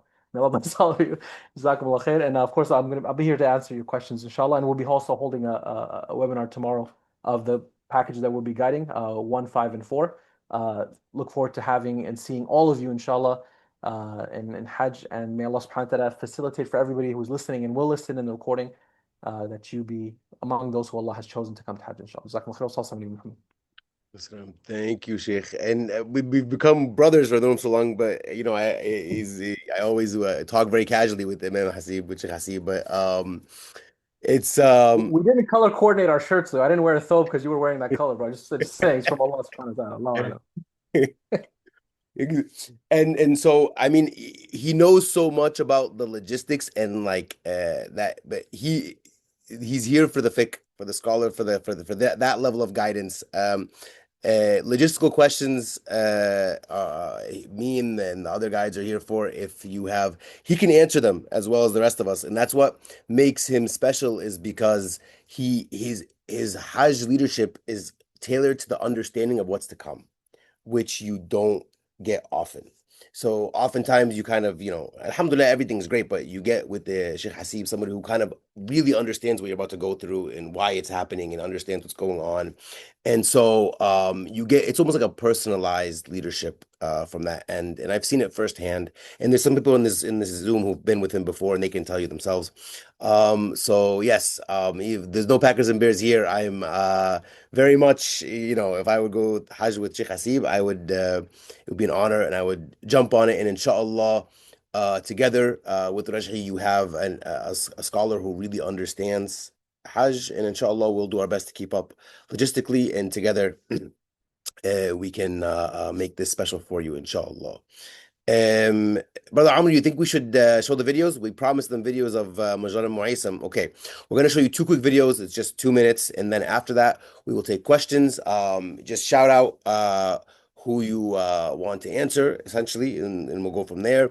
Brother Amr is here. If you have any logistical nusul questions or registration questions or e-wallet questions, Sister Khawra is here for the sisters, along with Sister Roxana as well, will be here to answer questions for the sisters.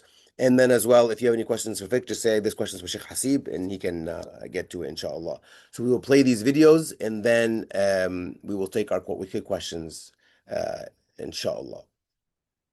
And I'll answer questions from the chat as well when we get a chance.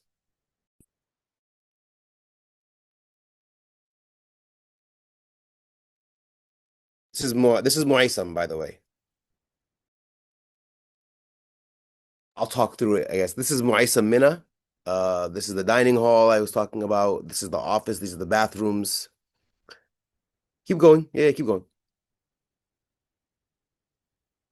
This is Arafah for Muaysam.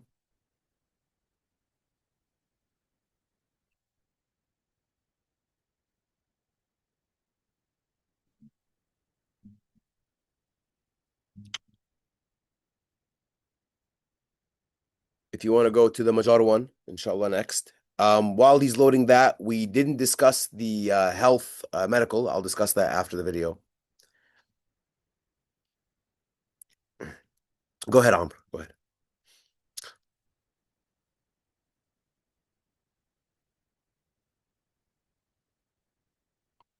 So this is Arafah in Majar. This is really what it looked like. It's beautiful. Here's the stations with the food and the drinks and the seating area. Keep going. Yeah, yeah. And we can post these videos on the Telegram as well, so they have them for later, inshallah. Those are the tents. This is what the tents look like in Arafah, a little more crowded than Mina. This, I believe, you're gonna get into Mina. This is the Mina for Majar. So you'll get your tent number, and these are the beds. They're all numbered. You see here, you get your welcome packet. You can store your luggage up here. You have your ports here, and this folds out to become a bed. This carpet is very, very comfortable. I have slept on it multiple times. It's really it's a very, very, very, very nice place to spend a few days, inshallah. Um, and I believe this is Arafah. Again, we're back to Arafah for Majar. Okay, yeah. Press play.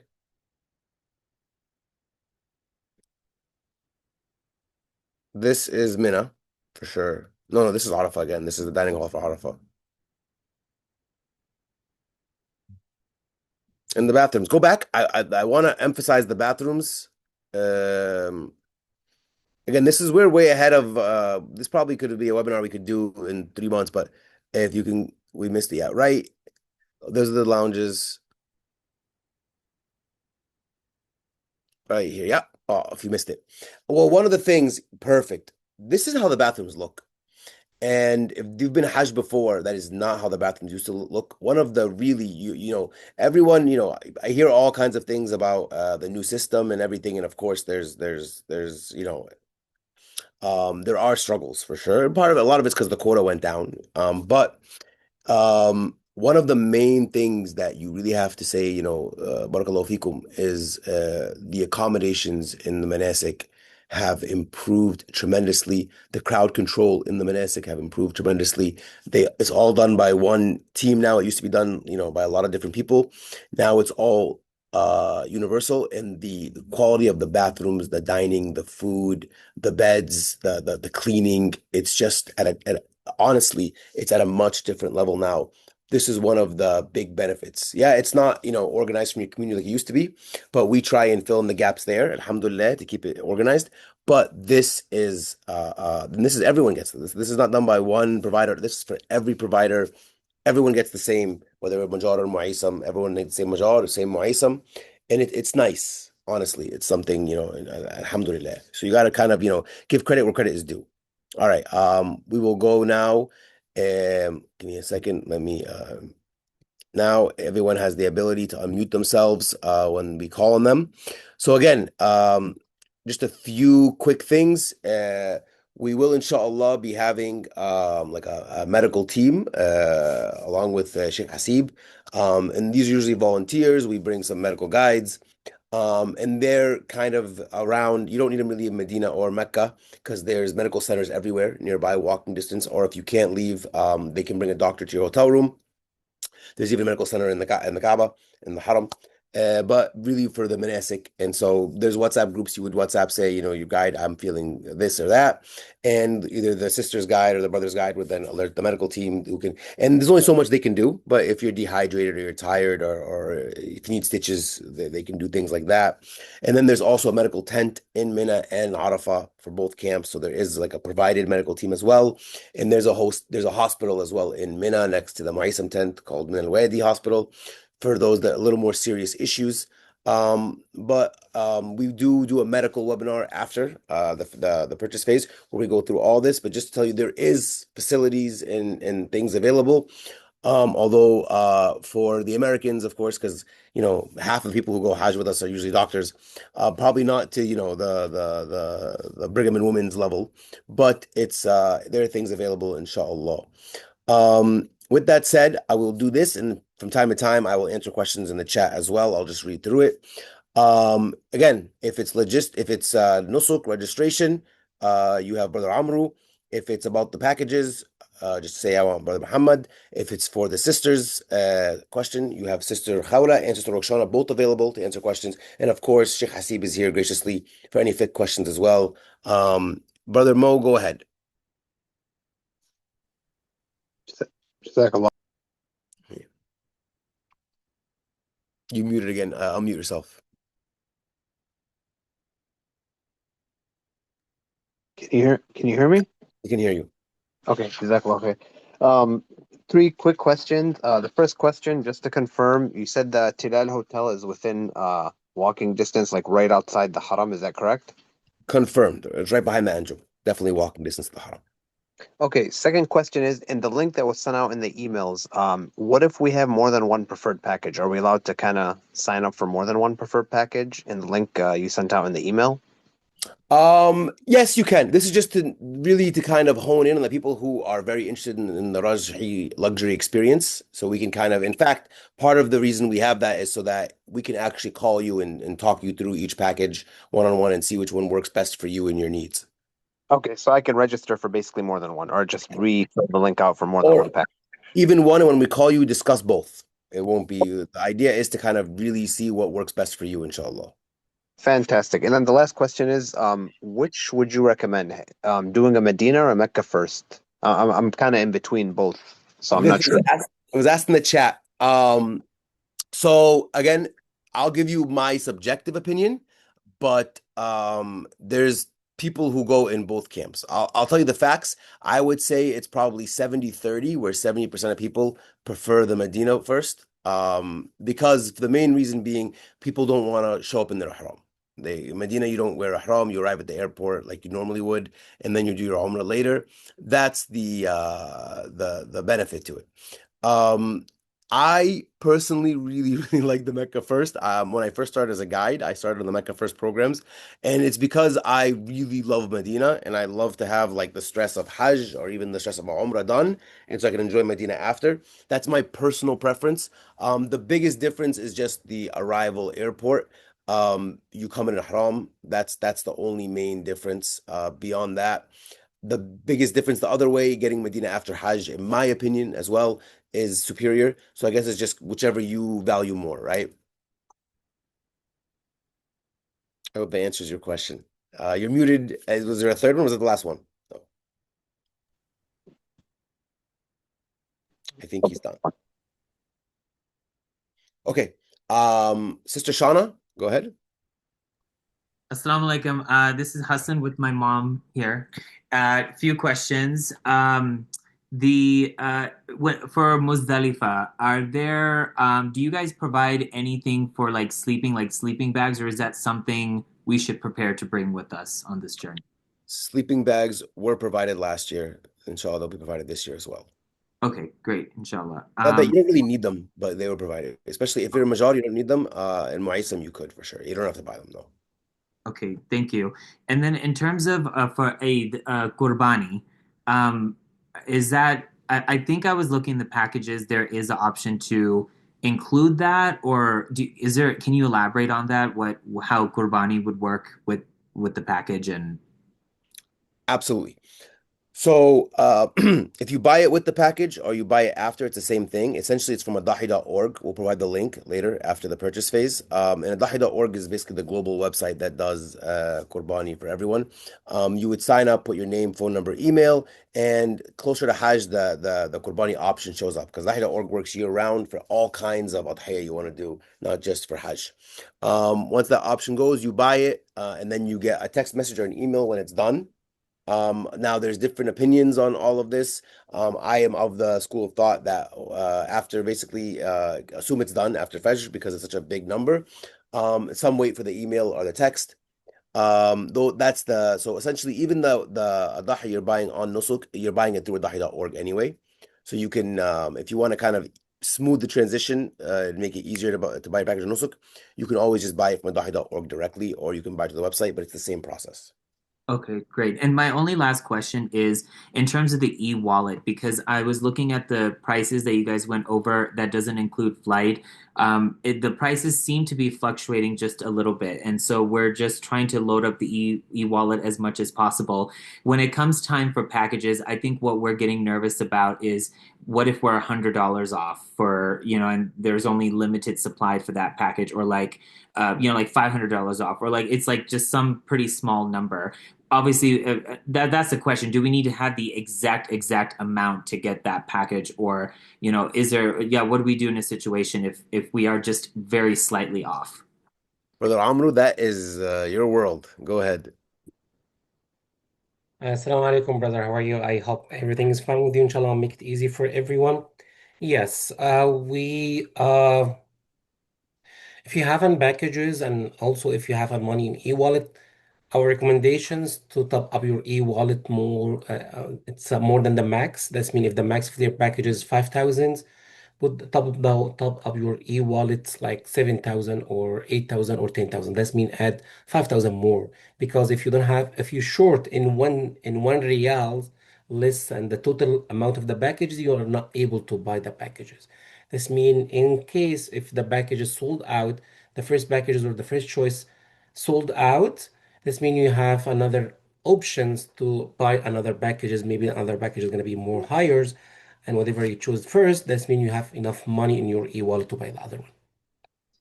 Great. Jazakallah khair. Thank you for answering all my questions. Anytime for you, brother. بارك الله فيك. مصباح الدين. Assalamu وعليكم السلام.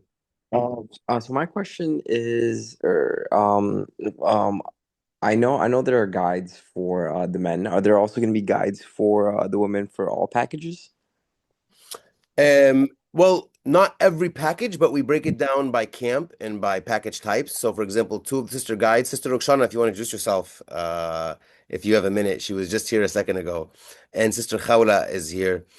This is an example of two of the guides. Sister Roxana is here, and Sister Khawla, a lot of experience.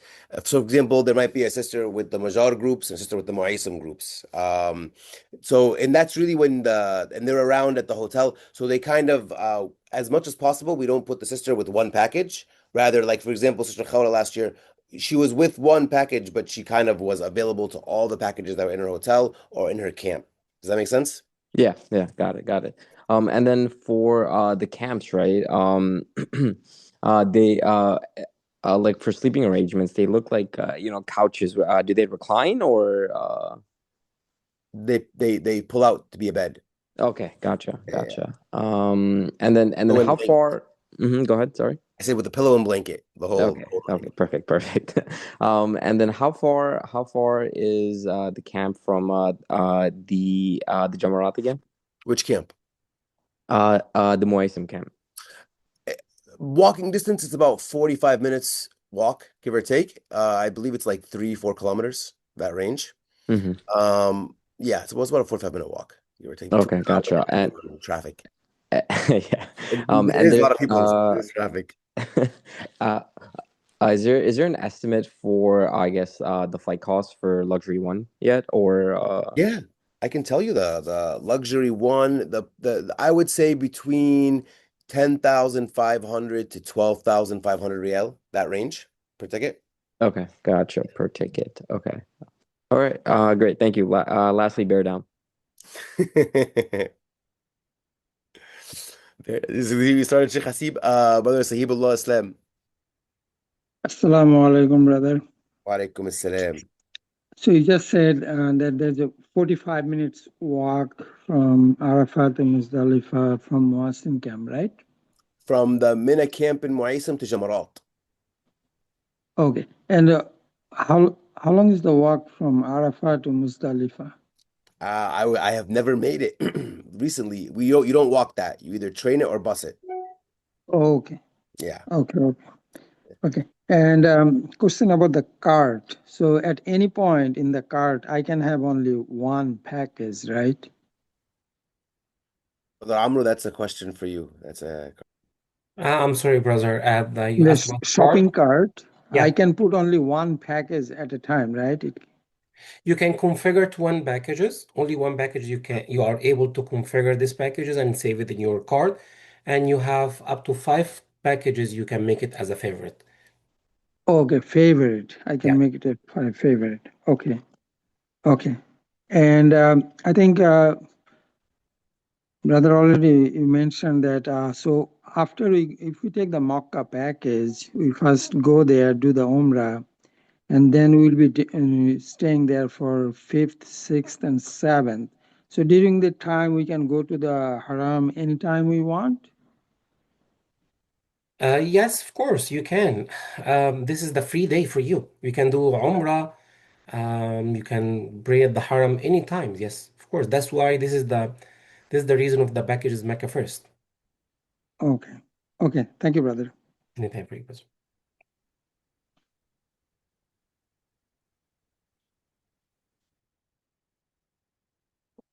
Sorry, Muhammad al-Sayyid. Assalamu alaikum. Right. Thank you so much for having me again. I was attended the last seminar, which was very informational. Thank you very much, guys, for doing this. You have no idea how informational it is for somebody who has no idea the place or anything. I'm here for my mom and my dad, trying to make sure they make it back and there and back, inshallah, safely. Um, I have just a couple questions because I've been on the Nusuk website now. I'm trying to dig around for the packages. I noticed that we're supposed to search for the packages by Rajhi. So when I do search those packages, are they just not all uploaded? Because I know basically from watching earlier, because my parents were in California, they're gonna fly Luxury 5 because they're locked to having to fly from San Francisco. But when you go online and you search for like Al Rajhi providers, there's only 3 packages that are available for configuration. And the only premium one is shifting, unfortunately. And my parents, they're gonna need non-shifting because they're a little bit older in age. They're just So not uploaded Actually, I'm yet. having the same question like what he asked also. Yeah, the packages will be they had to add more flights. Like all the flights we have on the list were on Nusuk originally. So once we got them all uploaded, it's just a matter of getting them on the site. They should have been there today. Inshallah, they'll be there tomorrow, inshallah. okay, so we're still waiting. And then you mentioned something about these luxury forms to have somebody help make sure that our luxury packages are tailored specifically for us. How do we get these forms emailed to us? If it hasn't already been emailed to you, then I would recommend calling one of the reps. We put their numbers in the chat, providing them your email, and we'll add you to our list, inshallah. Okay, Otherwise, you perfect. can DM any of us as well, whether your brother Amru or sister Roxana, DM them your email and they'll add you to the list as well. Awesome. I can send it over to Tom. I've been in contact with him. He's been very, very helpful. He's amazing. And then yesterday you talked about, I guess you can call it the 2.3% trick, which basically you activate your e-wallet and you have, if I understand correctly, a 7-day period where you can refund with no percent penalty. So if we activate our Google wallet, we do one small transfer to make sure it works.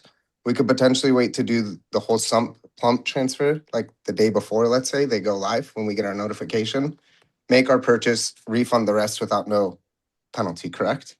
Go ahead, Amru. I can already see you shaking your head. Go ahead. You wanna take it, Am I it, trying to No, finagle the take system it, too Muhammad. much? No, take it. That's fine. Take it, Muhammad. No, go ahead. Go ahead, Amru. This is your world.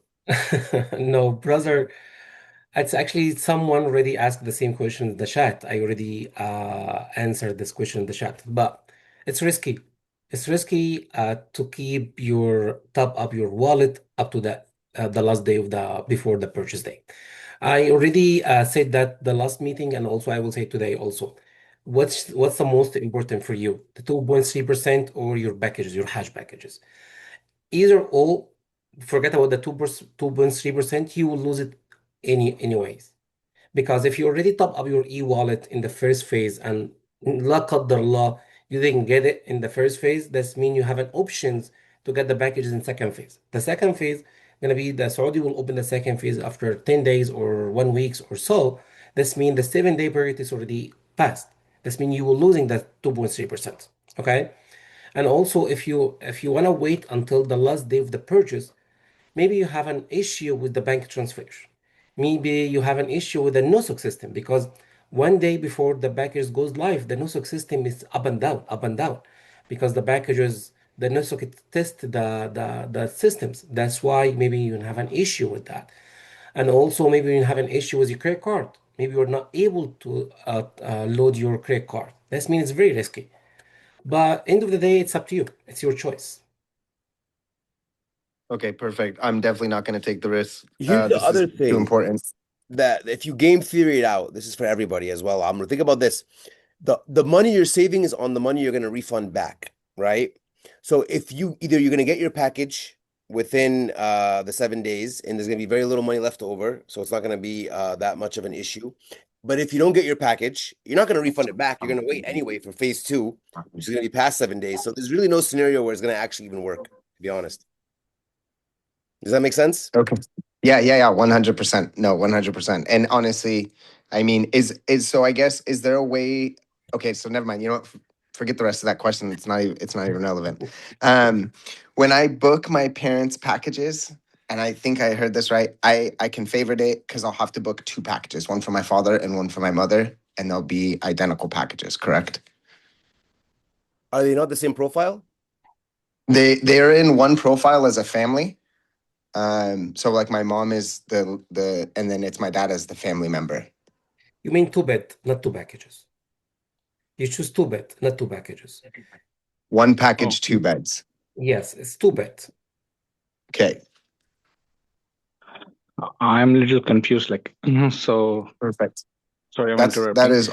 Oh, I'm sorry. Yeah. If your father and your mom, if your parents in the same account, both of them in the same account, and both of them get verified, you have to choose 1 packages for both of them and 1 e-wallet for both of them.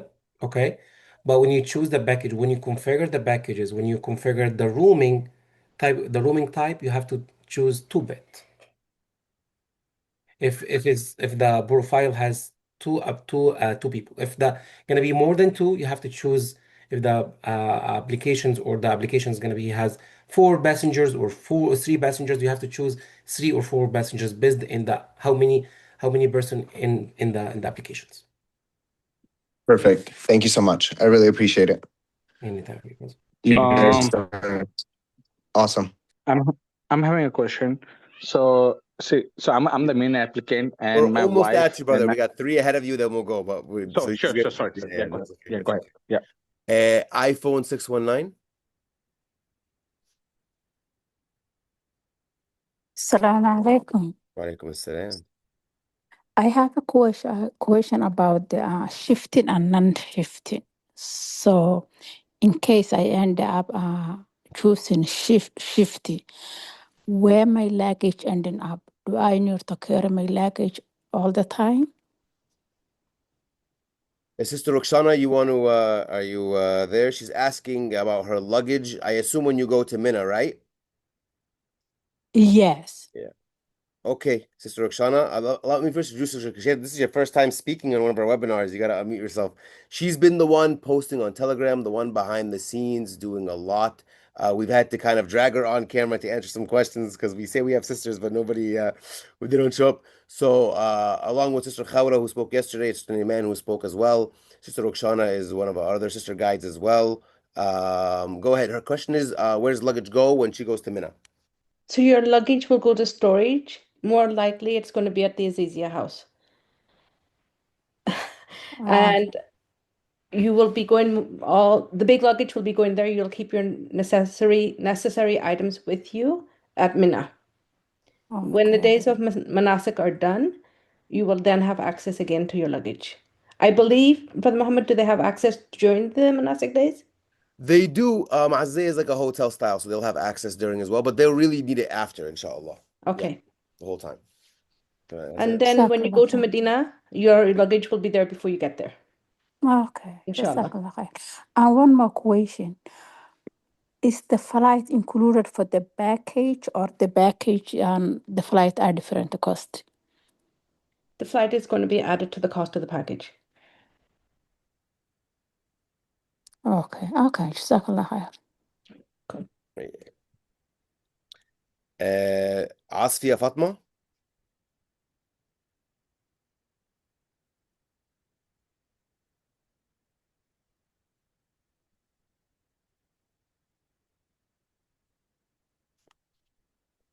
Go ahead, Asfiya Fatma. Assalamu alaikum.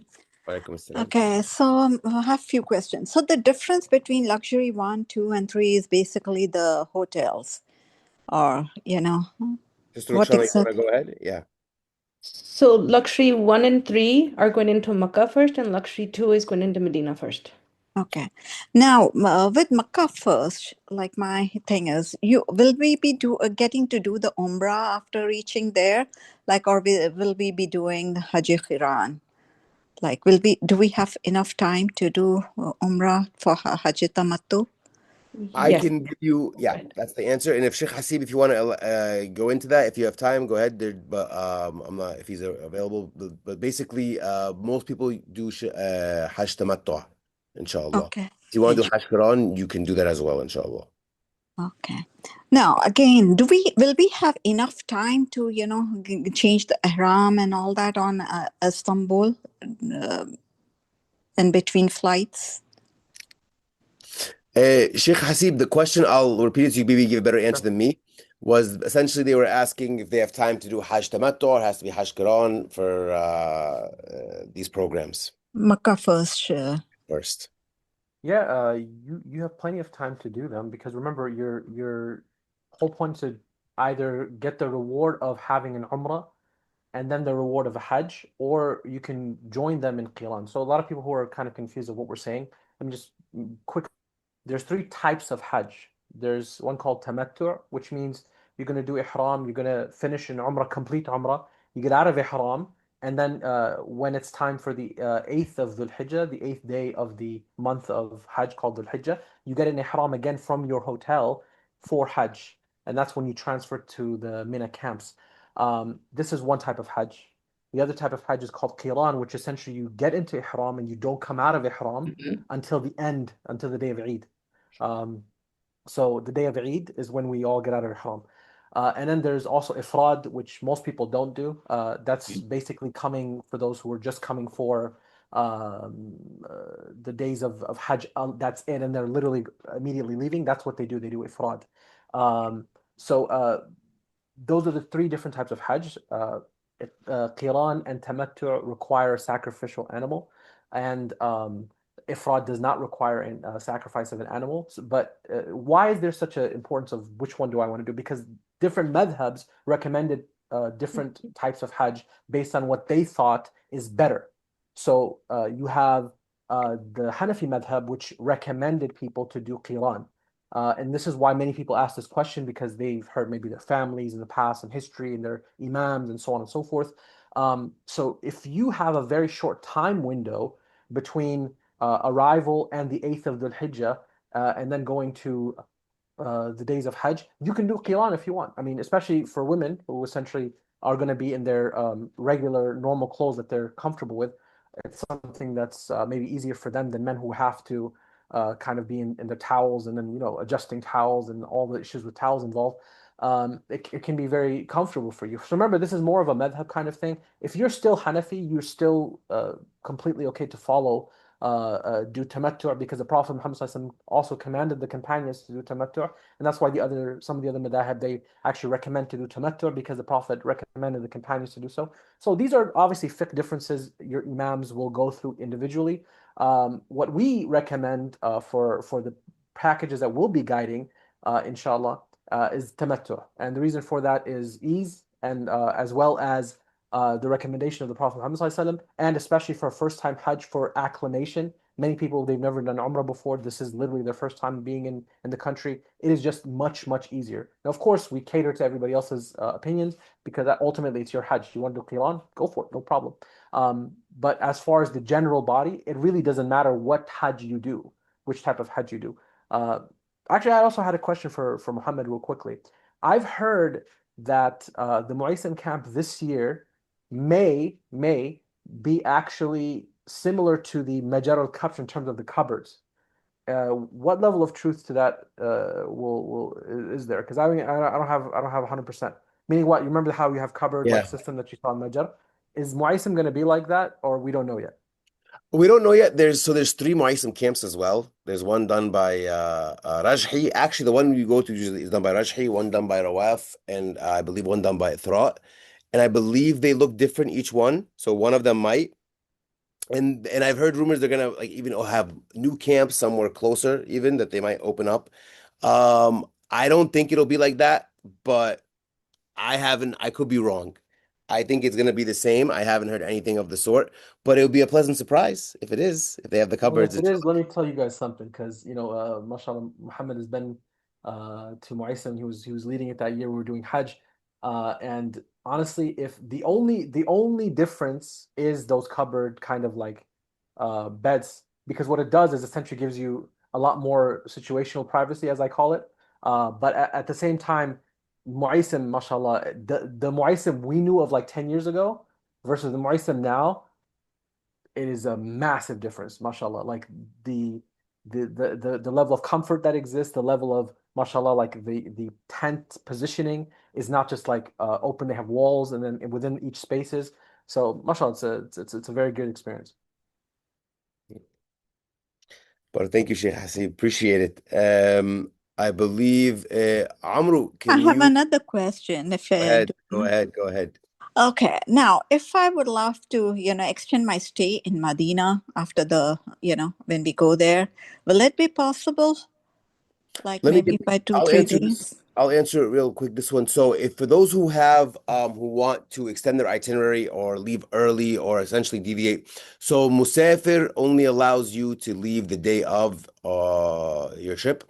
If you book through us one of the group flights, um it's possible, though not guaranteed, and we won't know until after the purchase phase. Because there essentially you'd have to do is essentially is because we do issue the group flights for everybody, we have a little bit of room of wiggle room. But if the group flight is mostly full, some of the airlines will say, okay, a percent of the tickets you can kind of cancel, and so we can then cancel it, inshallah, and then book you a different ticket entirely, right? And Uh, what about the hotel stay? It Like, wouldn't be changed. So if you extend, you'd have to book more nights, which we could either us do for you or you could do it online. It's very doable. After Hajj, rooms are easier to get. And if you're leaving early, you would just lose those nights. You wouldn't get refunded for them. But it is possible, not guaranteed, depending on how many people are on each flight. We won't know that until after the sales phase. But assuming that the flights get rather filled up, I think I would say it's like a 65% chance, 70% chance that we can adjust people's flights, inshallah. Not everybody, but some. So we'll probably be the first ones that ask, and then afterwards we say we can't do it anymore. Jazakallah wa yakum, and keep up the good work. I'm really impressed. Barakallah fi. Jazakallah khair. Inshallah, may we continue to impress you. Sure. Thank you. Jazakallah khair. You're welcome. Assalamu alaikum. Brother Mo.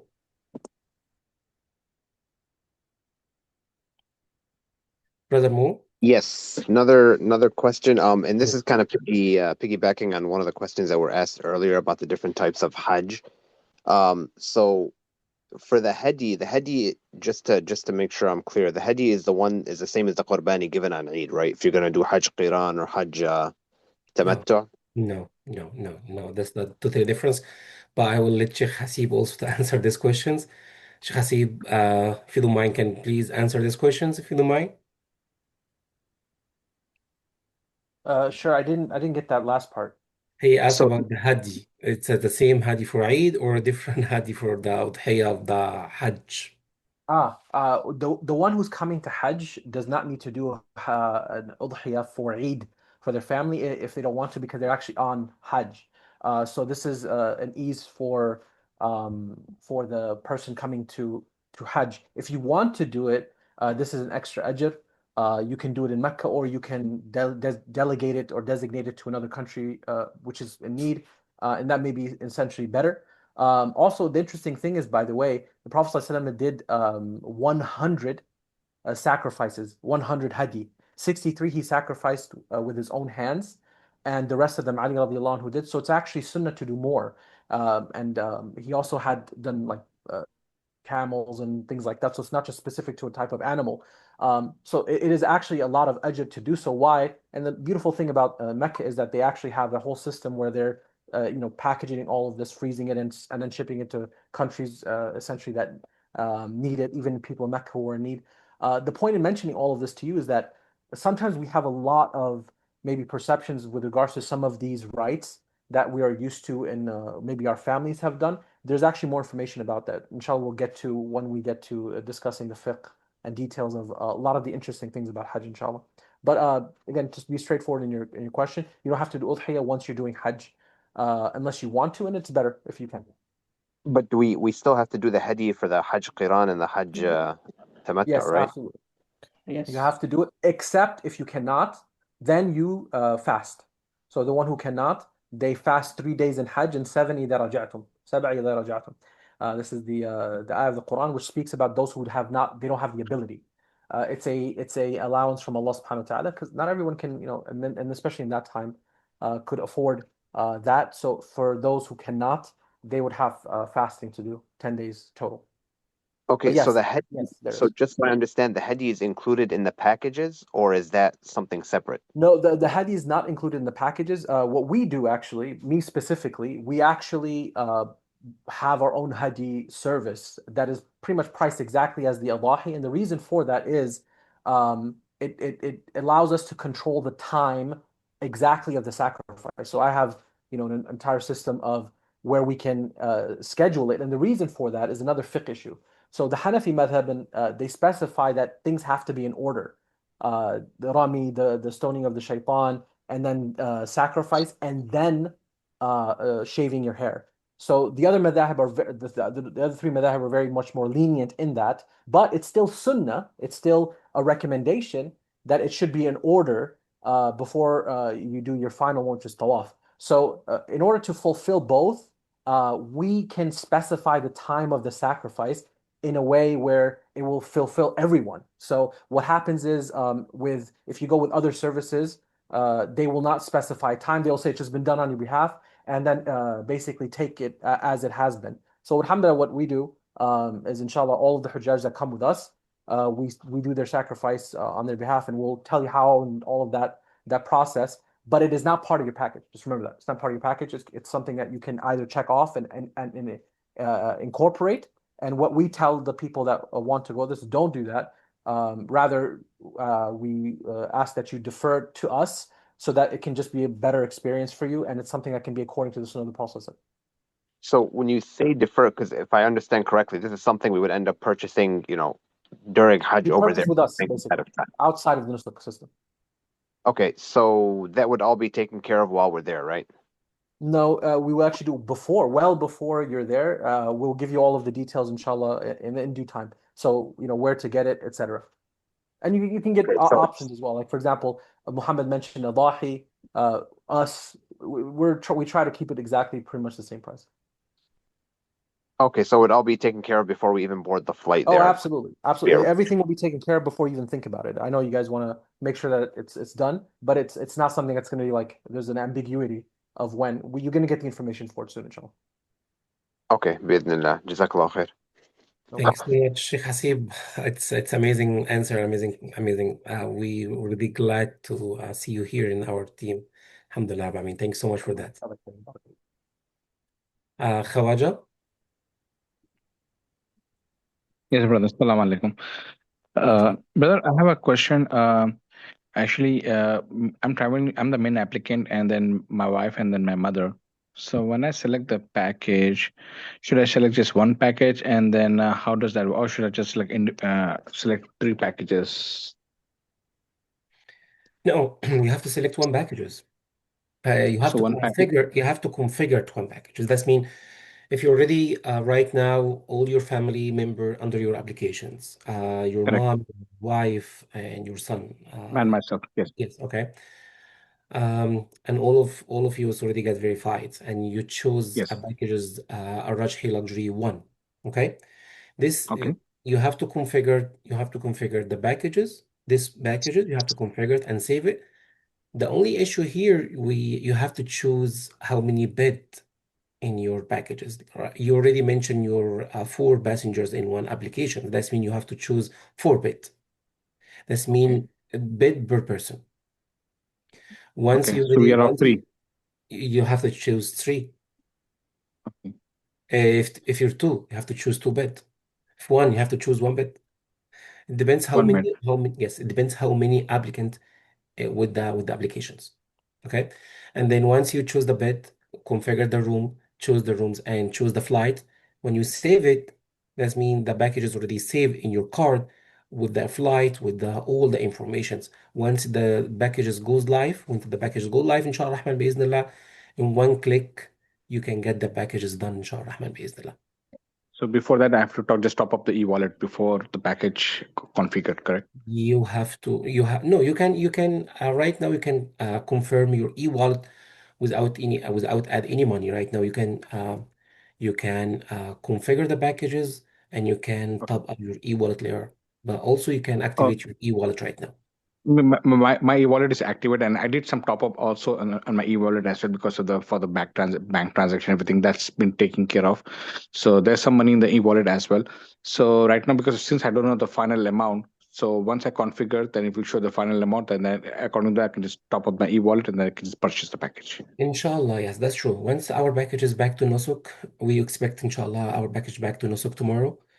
You can choose the packages whatever you like it, and you can configure it. Once you configure the packages, it will show you the total amount of money based in the total how many passengers inside the applications. And And based in this amount of money, you can top up your e-wallet. and what about the flight? The flight. It's already including. If the packages is already including the flight.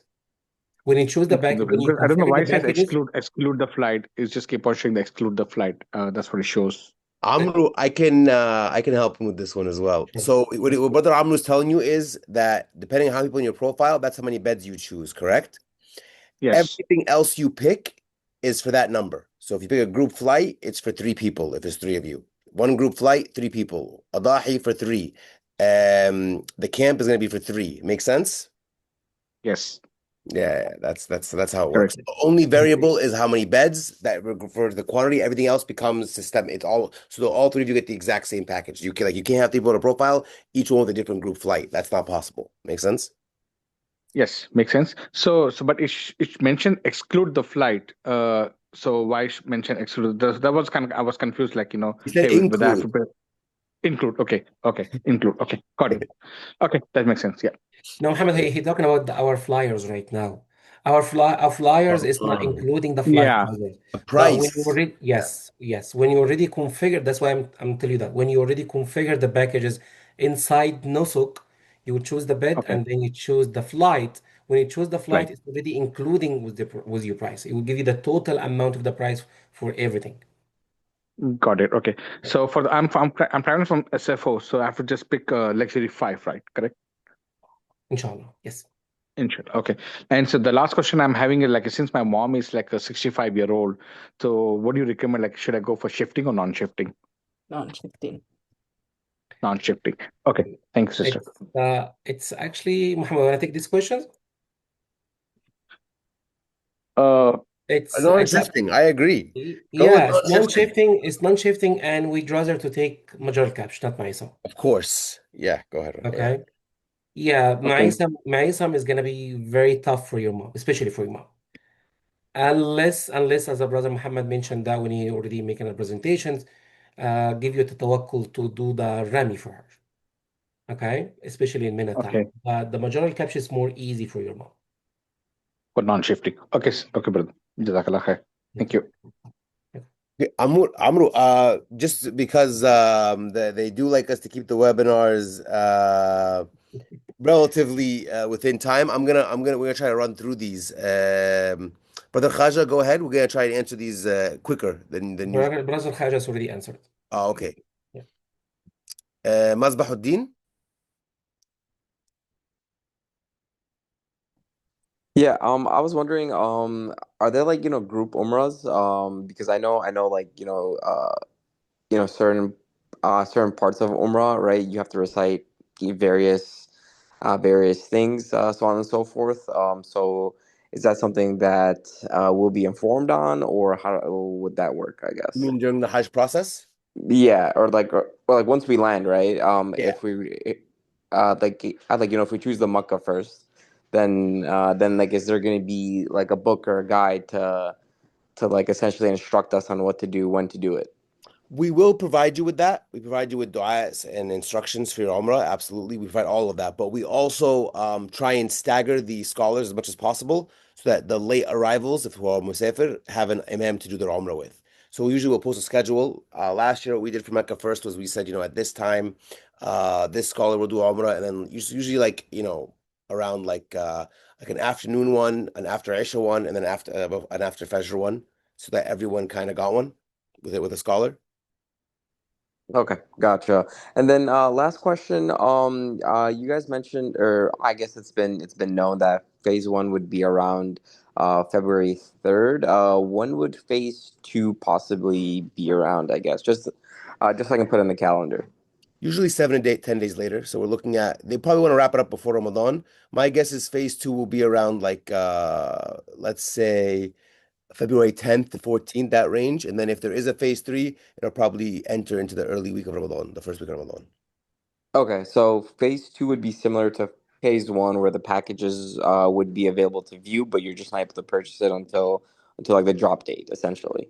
Mm, phase one, yeah, but yeah, basically, yeah. Let's just go with that. Okay. Yeah. Okay, got it. Thank you. Ati Amin. Yes, Assalamu alaikum. So I have one question. Once you configure the package and there is submit and it goes in the cart, and then when during the time of buying it, what will happen on the screen? Very, is it going to be very clear? Because so just wanted to understand that because right now we cannot buy it, right? For understanding how the application works.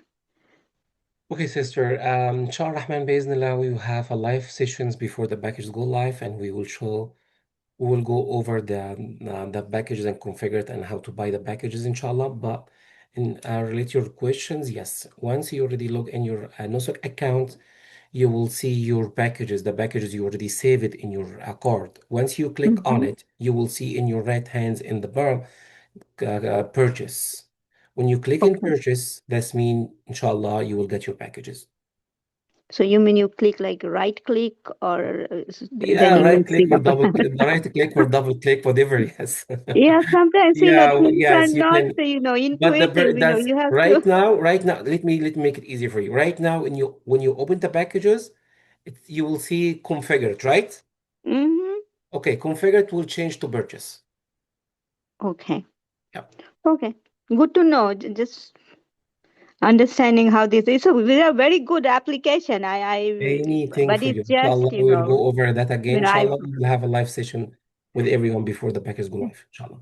We have a webinar, thank I you. believe, on I think it's either Wednesday or It's Sunday, February 1st. which is a walkthrough of all of this. Musafir walkthrough, everything. And inshallah, the next Q&A, we're also planning on doing a Musafir walkthrough as well. For those who knew what Musafir. Mahmouda, go ahead. Jazakallah khairan.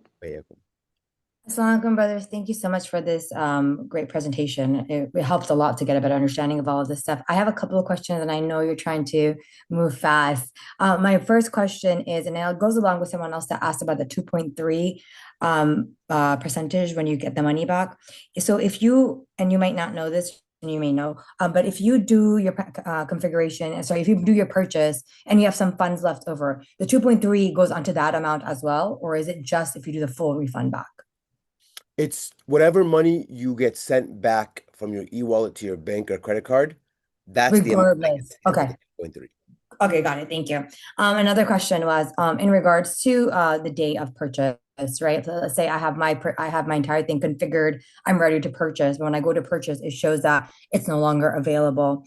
When I go back to select my next preferred one that I do and I have to configure that again, if I try to select Major Al Kapsh, will it show that it's no longer available if it's not available?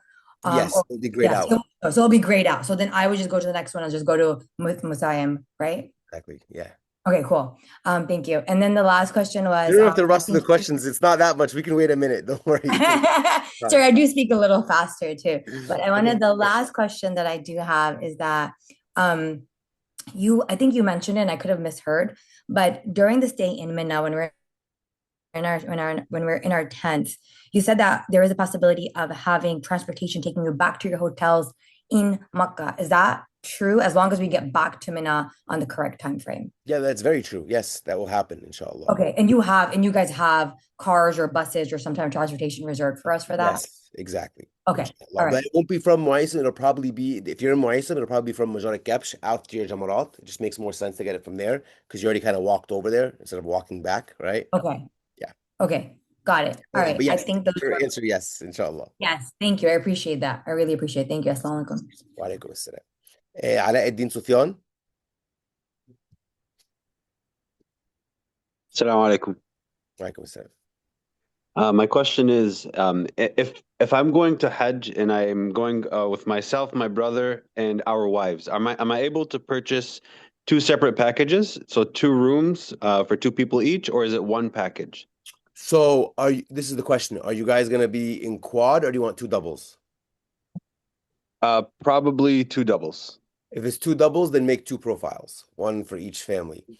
If it's Okay. gonna be a quad room, you can make it as one profile. Even if you guys aren't gonna be roomed together, that's no problem. Just let us know. Hey, we're a quad room. It looks like we're a family, but we're not. We have to be separated, and we'll put the brothers in one room and the sisters in another room. Okay, and a follow-up question. There's like 8 of my other family members who are going, but they want to purchase different packages. Do they have to create like two separate accounts? Yeah, the profile together means you have to click the same package, same flight. Anything that deviates, you would make their own profile. Got it. Jazakumullah khair. Brother Omar Mansour.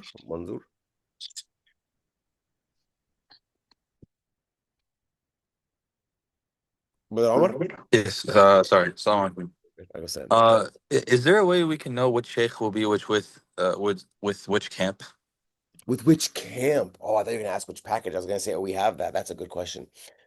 You know, the imams are essentially as of like, for example, Sheikh Hasib with package 1 is looking at Mu'aysam. Imam Bajur package 3 is from Majar. That's where he's intended, and if the majority of the group goes there, that's going to be where he is. Now, so that's the standard plan on that, right? So each one of our packages, we planned it on a camp, and the imam is meant for that camp. Now, only in the case if the numbers end up swaying, where a lot of people end up getting a different camp, we might start talking about moving imams to be with the majority, right? Yeah. So okay, where that would be most likely to happen is a Majar package where most people end up Mu'aysam, because it probably won't be the opposite, right? yeah. So that's happened in the past. 2 years ago, they had something. It wasn't like it was a different situation than this, but that did happen. And we have a plan B. Then we do the numbers and we try and and we actually speak to the scholars, so they all have their own links with their people and we try and move them around with the people that they signed up with them. Okay. And then one more question. Go ahead. If I wanted, let's say I wanted to book Moisim, Magellan Cup should most likely get sold out like pretty much immediately. So if I want to have like custom flights, I know you guys said you don't recommend that because it takes a long time, but is it possible for me to still book on the 3rd if I get custom flights, or is that just not recommended at all? Like, don't even try it. On the third phase? No, sorry, on February 3rd. Oh, yeah, it's possible. Of course, custom flights is there for a reason. We're just trying to give you the most optimal, but we give you the best option, but anything is possible, right? So yeah, Musafir is there for a reason, and it can work, inshallah. I mean, if the issue on phase 1 is going to be more the USA quota, I would say those going on phase 2 and 3 might have a little more time, but yeah, the hardest part about the goes live is getting in. Once you're in, you have like 5-6 minutes to kind of check out, and so that's plenty of time to go through Musafir if you've kind of done your if you've tried it out a few times. Wait, I'm sorry, it just cut out for me. Do you mind saying that last part one more time? Just a little last part. The hardest part about the day it goes live is just getting in the system, getting past the OTP. Once you're in, you usually have about 5 to 6 minutes to get your package, inshallah. So it lowers your chances, but it's not impossible. Okay. Thank you. Last question, Israt.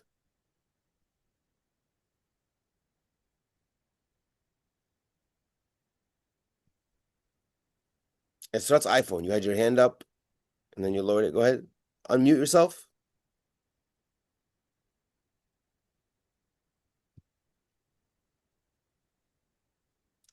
Okay, going once, going twice. Maybe the question. Okay, Mustafa Sarah, go ahead. You'll be our last question.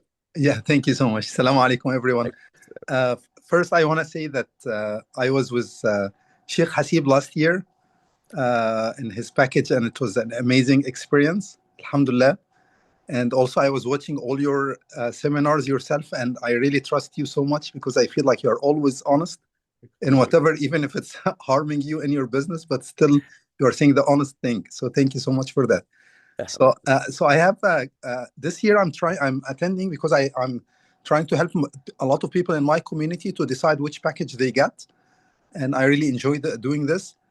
So two questions, and I want your opinion to make sure I'm giving them the correct directions.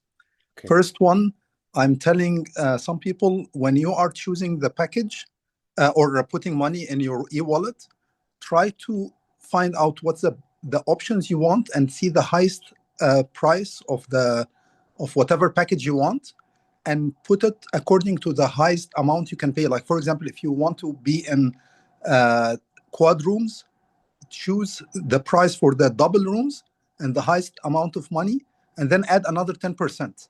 Is that something you can recommend?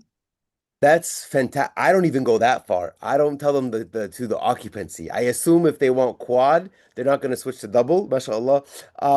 Yes, you're correct. I usually say if it's just pick your five favorites, the highest price, but I do quad. I don't do double. But that's even safer advice. The other thing is if they're doing group flights, they can be a little more exact. If they're doing Musafir, then certainly add 10 to 20% because the Musafir prices fluctuate. Okay, perfect. And then the other thing I'm also telling other people to try to in the first like session or first time, try to, if you are not sure if you wanted to go to Majority Kapsh versus Muaysam, and you lean sometimes towards Majority Kapsh because it's more comfortable and closer and other luxurious more, but at the same time you are worried that you might lose your spot and then you don't even pick up a package. I'm just telling them there's more opportunity to get Majority Caption first time, and then the next time there's another opportunity for Muaysam. So if you are not sure, try Majority Caption first, because this is the only opportunity. Next session, there is no chance. Or you know what I mean? I know exactly what you mean. They've Yeah. actually removed that issue this year because both camps are you can choose while you're configuring. So you're gonna know right then and there. If Major is available, you can click it. If it's not, you click Muaysam. Yeah, but we all know most probably if you are going through 5 different choices, by the end of trying the 5th or even the 3rd or the 4th one, all the whole quota will be gone. Yeah, but here's the difference. So last year there'll be like 10 packages, 7 of them Major, 3 of them Muaysam, right? This year it's different. So this year there is no Major package or a Muaysam package. Every package has both options. So there's no delay in going because let's say you go for your first package and it's sold out, you go to the next one, your first question they're going to ask you is, do you want Major or Muaysam? Does that make sense? Yeah, it makes sense, but I'm talking about the people who are hesitant and don't know exactly what they want until the last minute. And there are some people like that. No, I'm trying to relay that there's no timing delay whatsoever if you want to choose either one.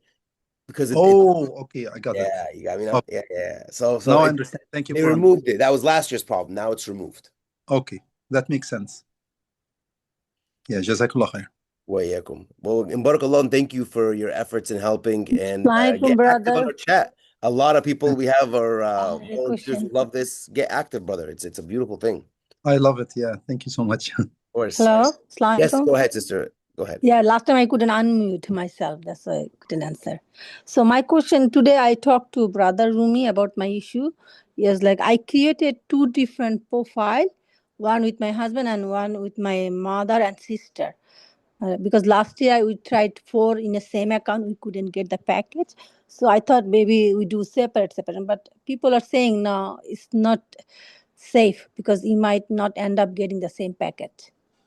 So now I'm trying to link those accounts, but I couldn't. And I found. Did you hear that question? basically she had a package as a family last year. This year she did it as two separate profiles.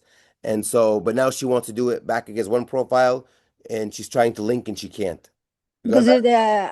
I talked to brother Rumi also, and he said it could be maybe because in my sister pack profile, my mom is under her. So when I try to link, they say two people. That's why I cannot link it. And how do I solve this issue? Should I make another separate account, like take my sister or my mom out and then verified? Okay, I'm sorry, sister. I already lost you, but what I understand right now, you have two accounts. Yes. One for you and your husband, and the other one for My sister and my mom. your sister and your mom. And Yeah. all of you need to travel for Hajj this year. Yes, we intend to, inshallah. And all of you, it's already got verified this year? Yes, you already have the account is verified. Okay, and you try to link this account with your account? Yes, yeah. I was trying to link my sister and my mom in my account, but I couldn't do it. They're not Okay, letting. because maybe because you already have money in your sister account. If you No, haven't, she doesn't have any money. We didn't upload any money yet. what about your e-wallet? Nothing. That's why What? we know. I know that when before linking, I cannot do that. After linking, then I will upload the account. Okay, you can give me a call, inshallah, after the meeting, and Yeah. I will fix this issue for you, inshallah.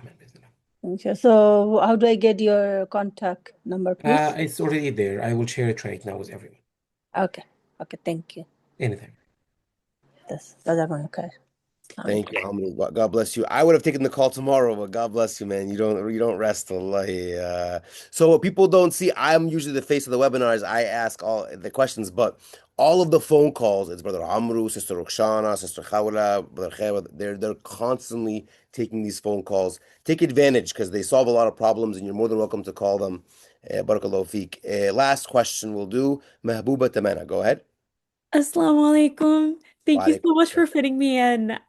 Just a quick last minute question to piggyback off of what Brother Mustafa had asked.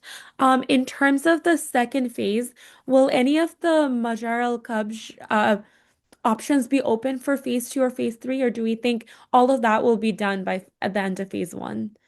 Last year, Majar was around for phase two, but there was probably like I think 300 beds were left, and so it went like in the first 5 minutes. Phase two. Yeah, so I would say either all or like 95% will be gone in phase one of Majar. That's usually how it goes. Phase two and phase three is for the Muaysim folks. It's where they shine.